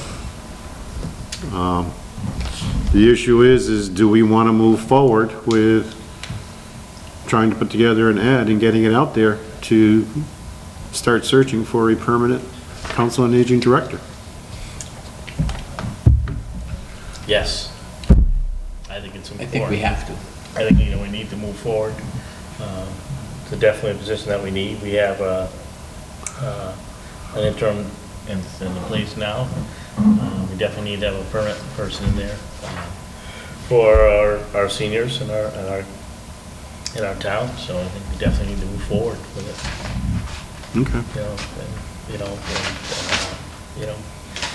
And it costs us a little bit more than we anticipated. I think it's probably something we need to look at. Again, it's a service that's being provided to our seniors in our community. So it's something we to look at to make sure that we have someone in that spot. Well, if we're increasing the pay, should we also look at making a 40-hour-a-week position versus a 35? I think the 40-hour work week is appropriate for it. I mean, it's not just increasing the amount of money being paid to someone, but if we're increasing the hours of somebody, we are providing additional services as well. So I think, that's an extra 5 hours of services that we're providing every week. Okay. Somehow, some way, some shape. How many hours now? 35. 35? So 9 to, Well, it's been like 8:30 to okay. 3:30. That's what we've been doing. Which is the operating hours of the council, right? On aging? Council operates 9 to 3. Okay, so she has. So a half usually hour gave a before, half hour to after. check your emails, get stuff ready, and then a half hour at the end to basically wrap up for the day. Okay. We were just trying to give some Yeah. office time for uninterruption. But I'd love to see, going to that 40 hours. I mean, that extra 5 hours becomes even more community engagement, going out to the community and reaching out to the seniors and doing more interaction with them. Okay. And this was before cost of living too, right? The cost of living increase. That's what these are showing, right, from fiscal year? This is the current Okay. that would be for FY 2023? 2023, yes. Okay.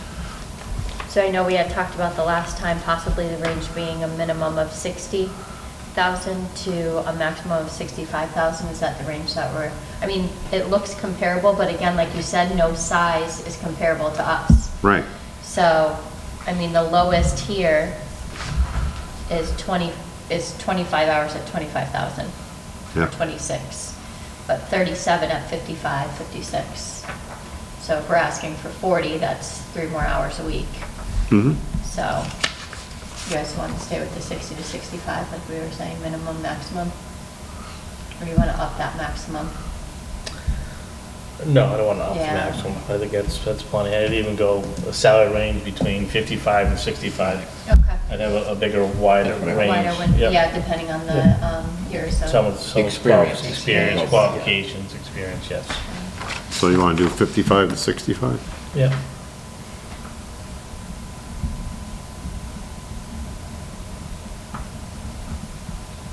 In 40 hours. In 40 hours. Yep. Okay. All right, I'll have that for the next meeting too, the final ad. Thank you.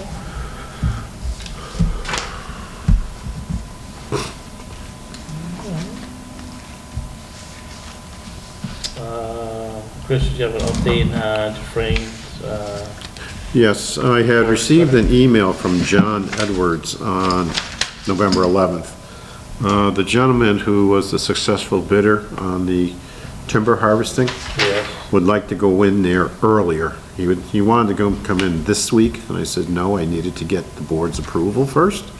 Because originally it was my understanding they were gonna wait until the ground was frozen Yes, before they went in there. yes. Yep. So that, and in addition to the fact that Mr. Randall had come into the last meeting, wanted to find that memorial tree or whatever he designated it as. And I mentioned that to Mr. Edwards, and he had no problem with saving the tree as long as the tree is marked for non-removal. But the board didn't give Mr. Randall permission to go up there to try No, and because find the it. board wanted to, I think, discuss it a little bit further to make sure that he wanted to have an ATV Yeah. brought in there, that he could ride up in there, so he could go on it. I don't have any concerns with that. I don't know if anybody else does. I feel very comfortable that Mr. Randall's not gonna go in there and tear up the property on an ATV. So, I don't have any problems in allowing that to happen. I think we just, we set a date and a time that it's gonna occur, and just so our police department knows that it is happening in case, someone calls and says they saw ATVs up in there or something like that, but I think we set a time frame and a date for that to occur, weather permitting, as long as that can occur, let it happen, unless someone Alright, feels so- differently. Notify Mr. Randall, he can go up there. Yeah. Yeah. However, he needs to notify the police department prior to doing it. You're right. Yes. And we would need he's got to set a date and time that he wants to do it. Again, if for some reason the weather doesn't allow it to happen, he should have an alternative date. I'd like to give him a week to do it, because I really would like to move forward with the harvesting with this company too. Right, I just so think, you right. know. I think a week's fine, but again, I'd like to know, The date and time, yes. And I would ask that he gives that to you, and you reach out to Chief O'Grady and let him know. Okay.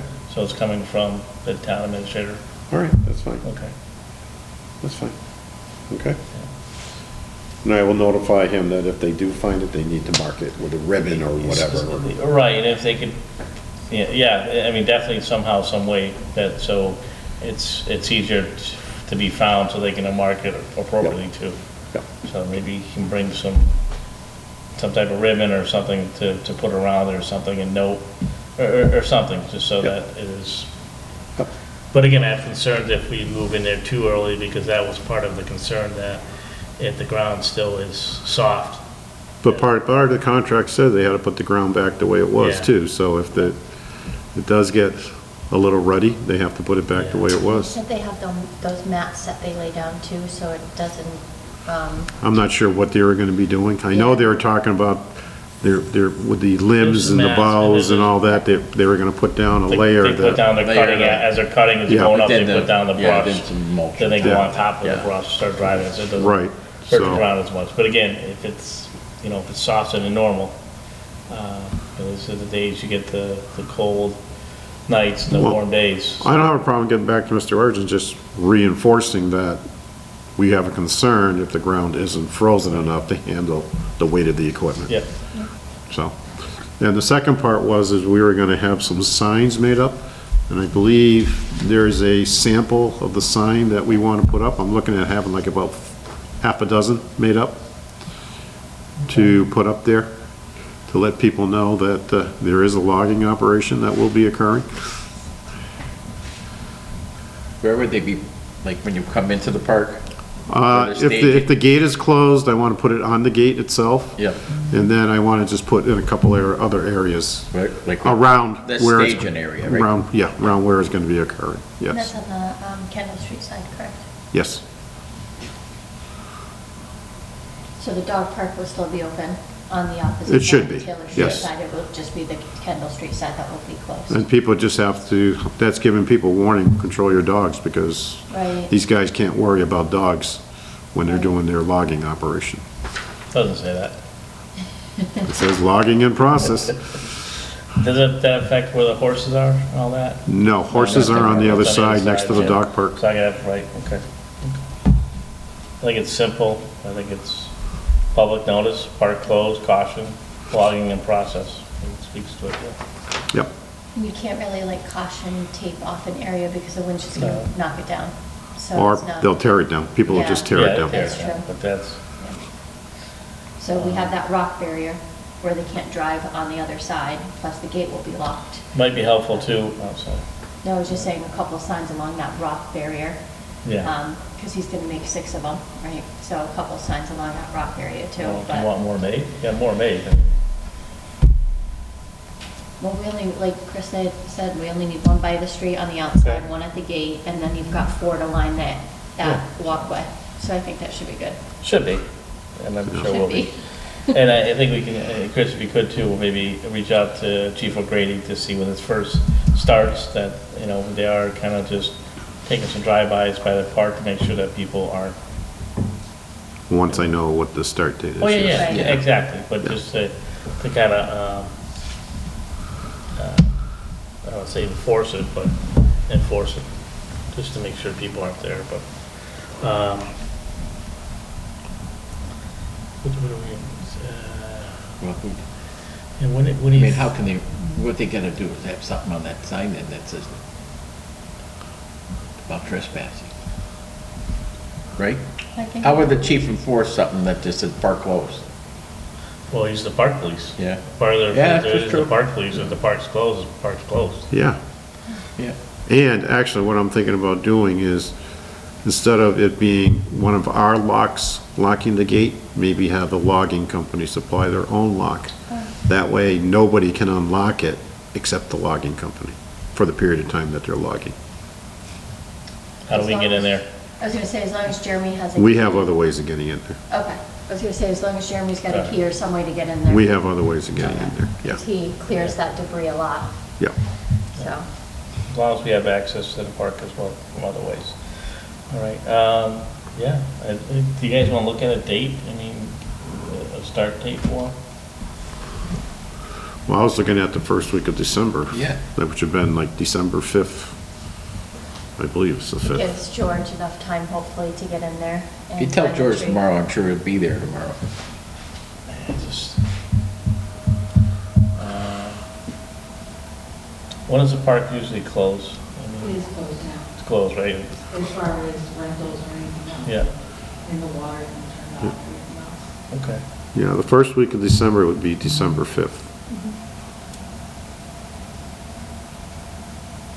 I'm okay with that. Sound good? Yeah. Kristen?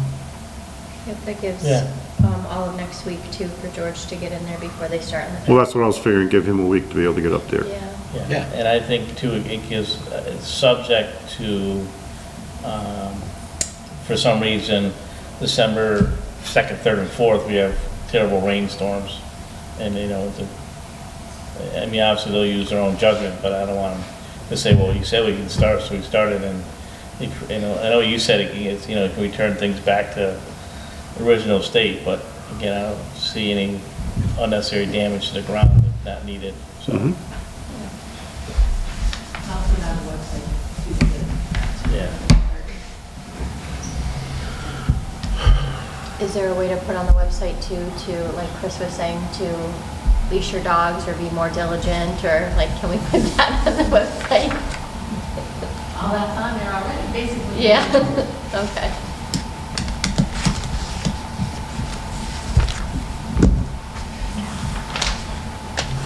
Okay, boss, what's next? with, gives to approve and sign our maintenance warrants.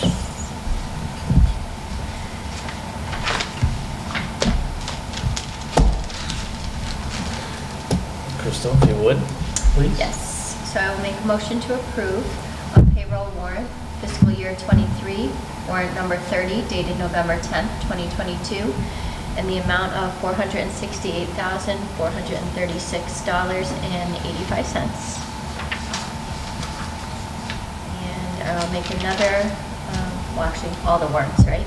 So a maintenance warrant fiscal year '23, warrant number 31, dated November 10th, 2022, in the amount of $184,415.18.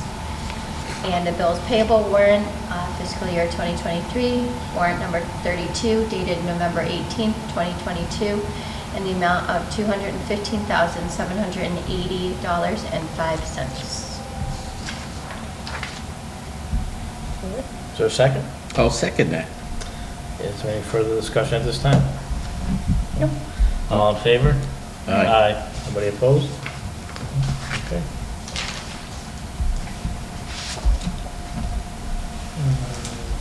Approve any minutes? No. No minutes at this time. Look to set a date for our special town meeting. I contacted both the town clerk and the moderator regarding potential dates for the month of January, and based upon their responses, Monday, January 23rd, 2023 would be the date that both of them can attend.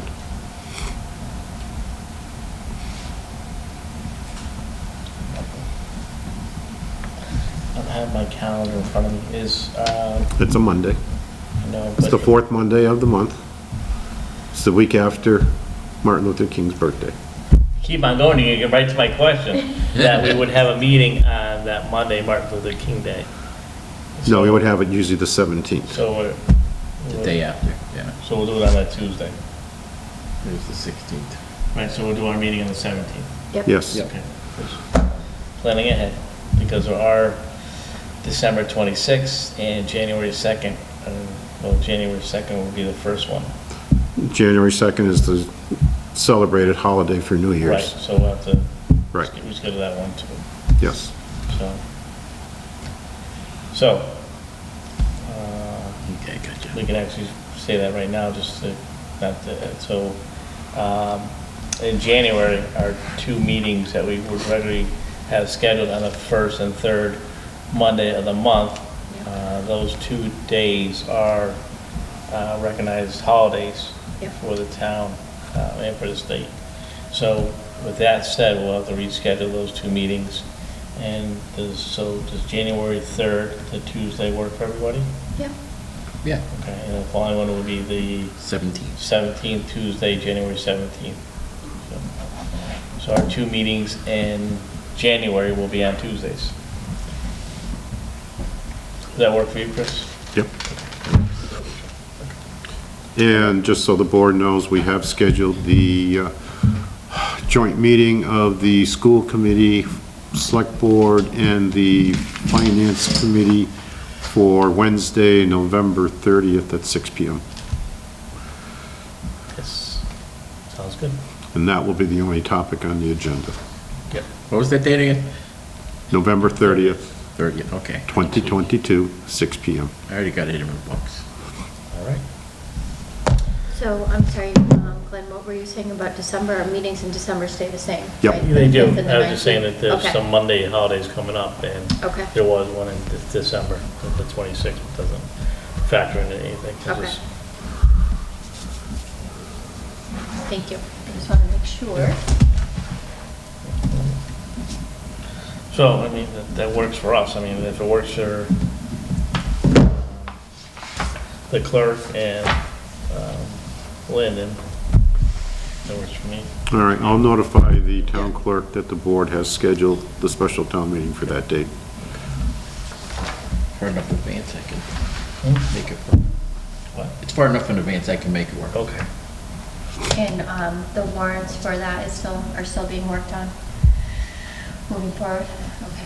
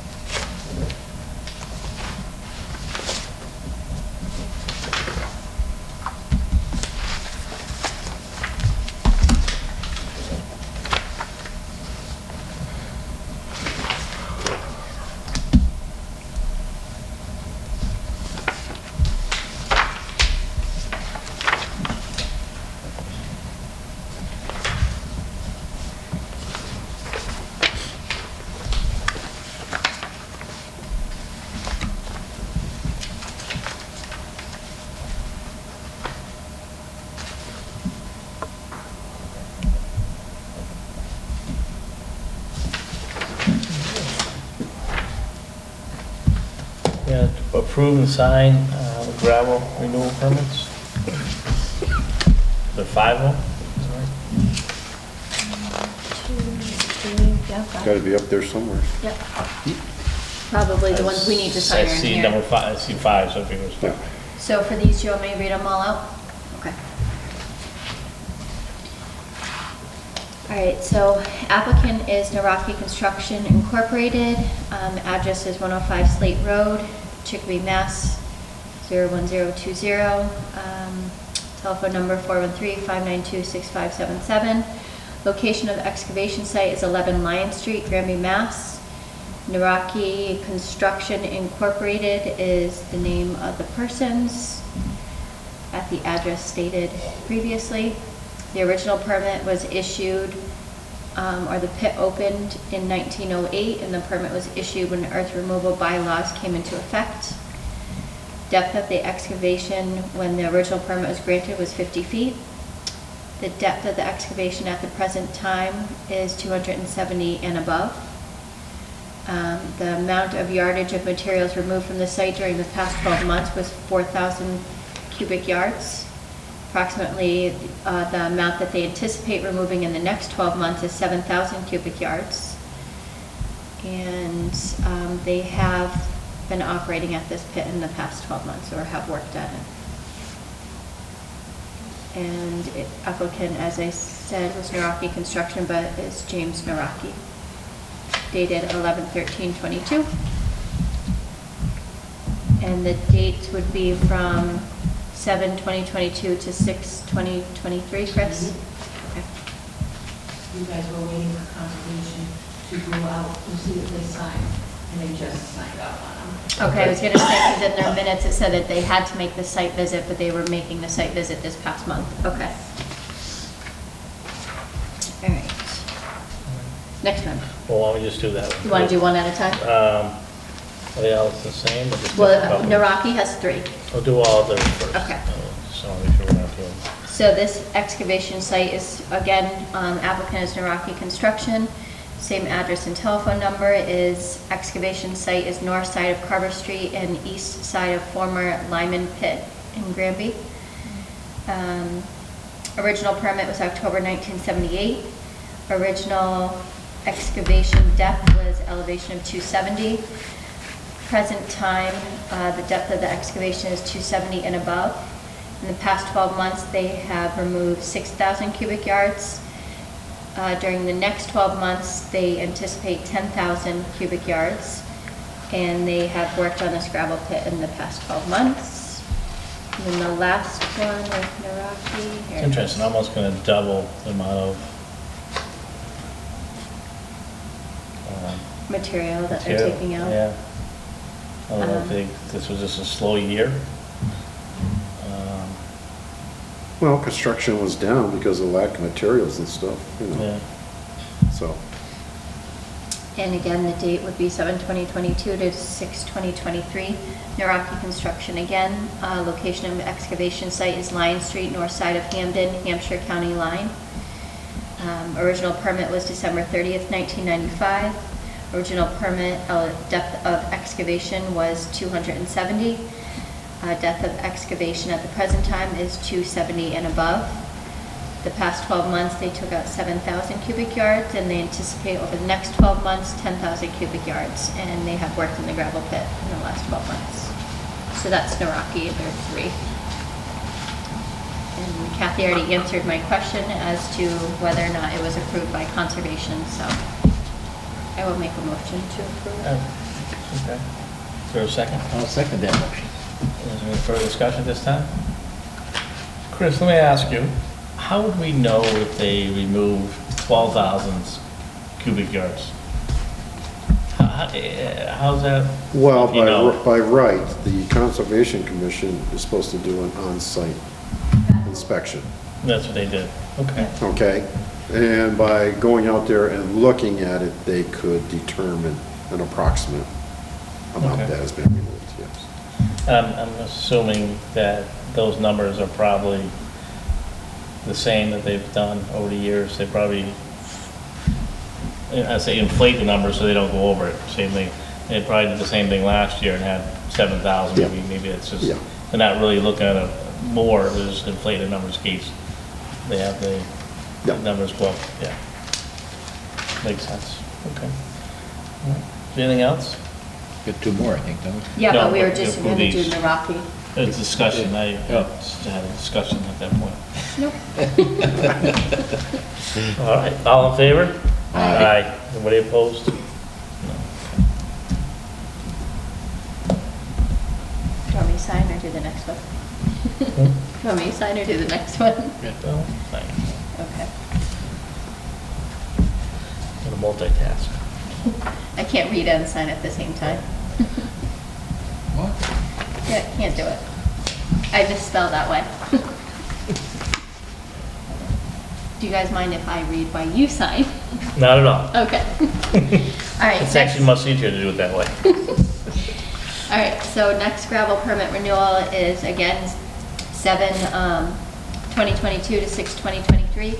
Leon Chartier, Chris Chartier, and Greg Orland, 232 Basher Street in Granby, Mass. Do I have to be the telephone numbers? Or should I? Okay. So location of the excavation site is 232 Bachelor Street. Greg Orland is the person using the site.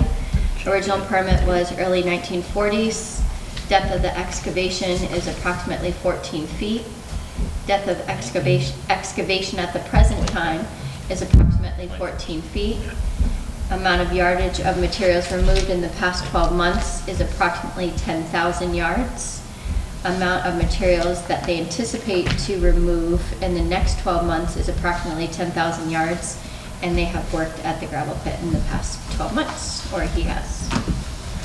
So, again, conservation went out, so I don't have a problem issuing the permit, so I will make a motion to approve the permit as read. I will second your motion on those permits.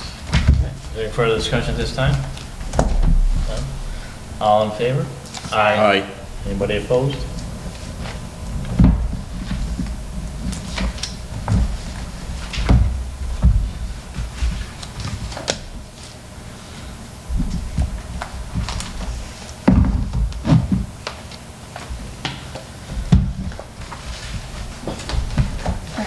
And last one, gravel permit renewal for Andrick Materials and Recycling. I'm assuming the same time. Okay, so it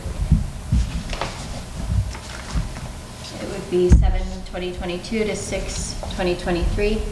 Again, Andrick Materials and Recycling LLC, to 22 Industry Road, Chicopee, Mass. And their location of their excavation site is 240 Chicopee Street in Granby. Original permit was issued on July 7th, 1980. Depth of excavation when the original permit was granted is road level to an elevation of 260 feet. Depth of the excavation at the present time is plus 260 road level to an elevation greater than 260 feet. approximate amount of materials, or amount of yardage, sorry, of materials removed from the site during the past 12 months. And I don't know if that's supposed to say 112,010 tons or 12,000, like if that was an error. I would think 112, because Yeah. 12,000, that's 20,000, 24,000 pounds, so. Tons, okay. Tons. And then approximately, the amount of material they anticipate to remove in the next 12 months is Well, a ton 120. 2,000 pounds. What? A ton is 2,000 pounds. Yeah, so 112. That sounds like it'd be Well, 112. some did cubic yards, some did No, yards, and now they're I'm just doing saying, tons. that's why I think it's 112, not 12. Okay. Yeah, that makes That's fine. sense. So they're anticipating 125,000 tons in the next 12 months, and they have been doing business on the pit in the last 12 months. So again, conservation went out, so I have no problem issuing it either, so I will make a motion to issue on Drift Materials and Recycling gravel permit. And I will second it. Any further discussion? My only question would be to make sure that it's worded correctly as far as, we saw someone with cubic yards, someone with tons, it could be either or. All in favor? Aye. Anybody opposed?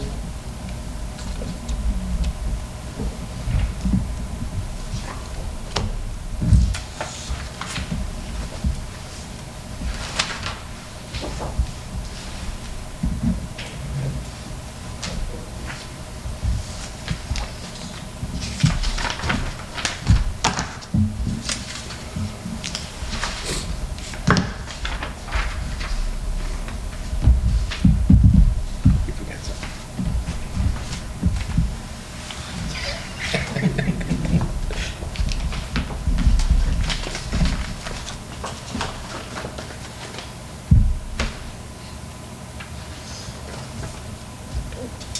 Thank you. Those are done. Old business. Any update on the senior work-off program? I believe there were, what, 2 more responses? Excuse me, to the board's request from the various departments. Board of Health would be able to use a senior workout person if they were to move forward on digitizing the board data and records for the state, which would require training, research on computer and software. Library would be willing to take on 1 or 2 new volunteers who are part of the senior tax work program to shelf books, read the collection, and other small projects. We typically have our volunteers work 1 day per week for no more than 2-hour time slot. Yeah, that's pretty helpful. But the Board of Health one sounds like they need more investment in it. They want a computer, they want software, they want a lot of other stuff that goes along with it. And there's not a state mandate right now to digitize everything? No. Okay. I'm curious if, because we speak of that, any of the other boards could use someone to maybe take like notes and minutes and stuff like that. I know when I was on the planning board, that was always an issue. We could never find anybody to do it. I wonder if that's something that some of the other boards could use. Someone that could take minutes, something like that would work.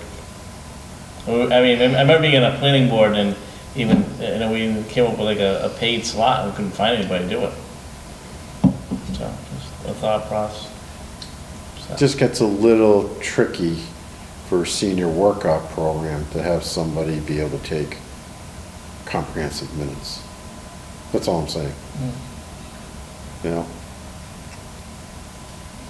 Well, I think it's something to entertain. No, I'm not saying you can't entertain it, but I'm just saying it's, especially on planning board, you really want to make sure during the hearing that all the pertinent data is put into the minutes. But they also they can always review if it's a GCam, it's recorded, things like that too, but even when you're taking the notes too, but it's something to think about, because I know that always used to look at thing, you always had to have like one of the board members kind of take the minutes. Is always tough because as they're trying to listen and participate, it's hard to take minutes. Okay. My 2 cents. Was there anything else? Yeah. Chris, were you ever able to get a hold of the gentleman regarding West Street School? I sent him an email, Yep. tried calling. It was interesting, when you call, you just get a generic, leave your name and number type of thing. It's not like Yeah. it goes to a company like it used to before. I'm wondering if he retired, and it's just his regular phone number now, but, Are yeah. you using a different architecture, or are we still using Roy Brown? I've been trying to call Roy Brown. Brown.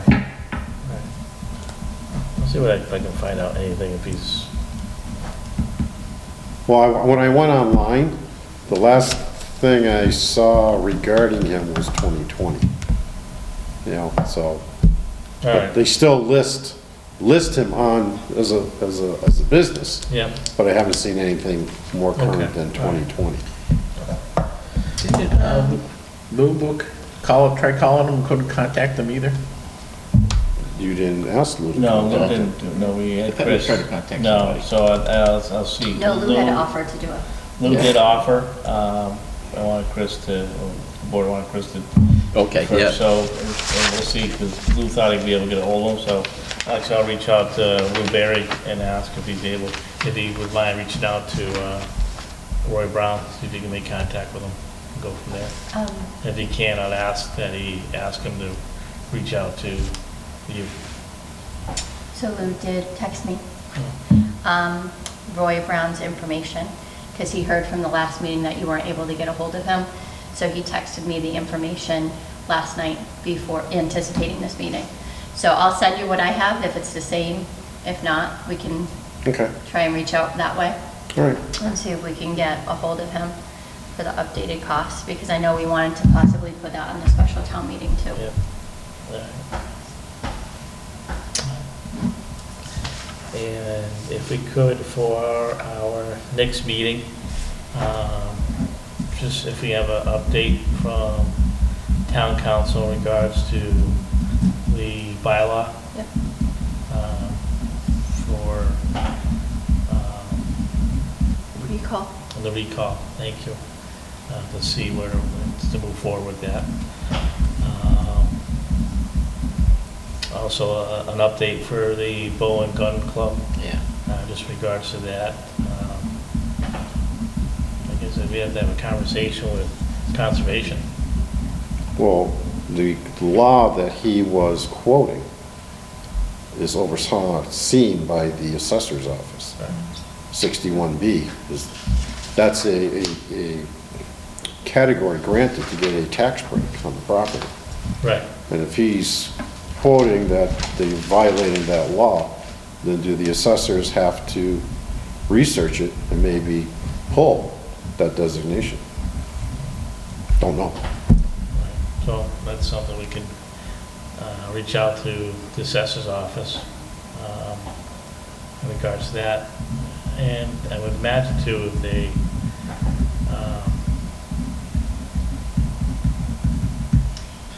our building inspector could possibly know if permits are needed. I know when you start, if you move earth and stuff like that. But you're it's supposed to earth take on this- removal is when you need the permit. It's not bringing in earth, it's earth removal But from the if property. you're starting to move, if you're starting to move the earth on their property. you It's know, not being taken off. If it's Not not, taking off, I thought as soon as you start moving it, No. making some type of digging it's holes and it's an stuff like that. earth removal Okay, bylaw. all right, It's not that you're taking dirt from point A and putting it over to point B. No, that has nothing to do with the town of Granby. It's what you take off your property. I thought you had to have a permit to start like bulldozing land. That, to me, that would be conservation, because if you change the terrain and change the way the Right, water runs off, that would be a conservation commission issue. like I said, it sounds like we have to have a conversation with the conservation committee. Yes. Some follow-up on in regards to that, so. Is it kind of like, Chris, the buffer that they have to put up when they're doing new construction and they have wetlands? You know how they have that netting that goes across? It's, so it no, can- you have to flag. Okay. Basically, that's what you do is you go out and have someone flag the buffer from the wetland. Okay. There's a 100-foot buffer. So what they usually do, if you're gonna do work near it, you go up and you flag the 100-foot buffer, and you're not supposed to go into that buffer zone. So we'll have to know if they, so yeah, a discussion with them whether or not they flagged Yeah, it. so it's more conservation than anybody that should be overseeing this. And they don't meet again until the second Tuesday in December. Yeah, so, I don't think they could use a silt fence there too. Which is what the gentleman had mentioned. Also, if we can get an update for Munson Ridge, where that is. okay. We'll ask again. Yeah, so. It's probably been 3-4 weeks at least since the last time we had an update on it, where they were. I did see some emails back and forth, so I know that Janice was working on it. Okay. I like just an update, just, What an update on the playground. I think we, What's that? the last meeting that we had, the company we Yeah. had chose, but that's got to be a special town meeting, right? Or, yeah, you gotta appropriate the funds for it. yeah. So, All right. I think it was enough to raise that level. Enough for what? Well, what are you paying for it? You gotta pay for it somehow. Yeah. So. All right, is there anything else? Anybody have anything else you wanna bring up for the next meeting? We address it at the next meeting? No, if that gentleman can get us the name of the agency, or no, he said he was going to keep us informed. So when the grant did become available, Yeah, it he was would let us know. EOEA, Executive Office Environmental and Energy Administration. I'll look online, see if I can get into it. Would that be something that we would ask a grant writer to do? No, Dave could do it for us. Yeah. Okay, I think that's what Dave was saying, something you could submit. okay. All right. All right, I'm good. all right. And just for the board's edification too, at some point next month, we should be having our tax rate setting hearing. And hopefully it'll be early enough in the month. Don't know what's going on with the assessors department at this point, but, It was their, on their agenda to discuss it. oh, okay. All On right. whose agenda? The assessors. Assessors. Okay. Okay, well, with that said, I wish everybody a happy and safe Thanksgiving. Enjoy, spend some time with your friends, family. Enjoy the holiday, take a time to, they say, give thanks, right? That's all that. All right, that's it. We'll entertain a motion to adjourn. I'll make a motion to adjourn the meeting. Is there a second? I'll second that motion. All in favor? Aye. Aye.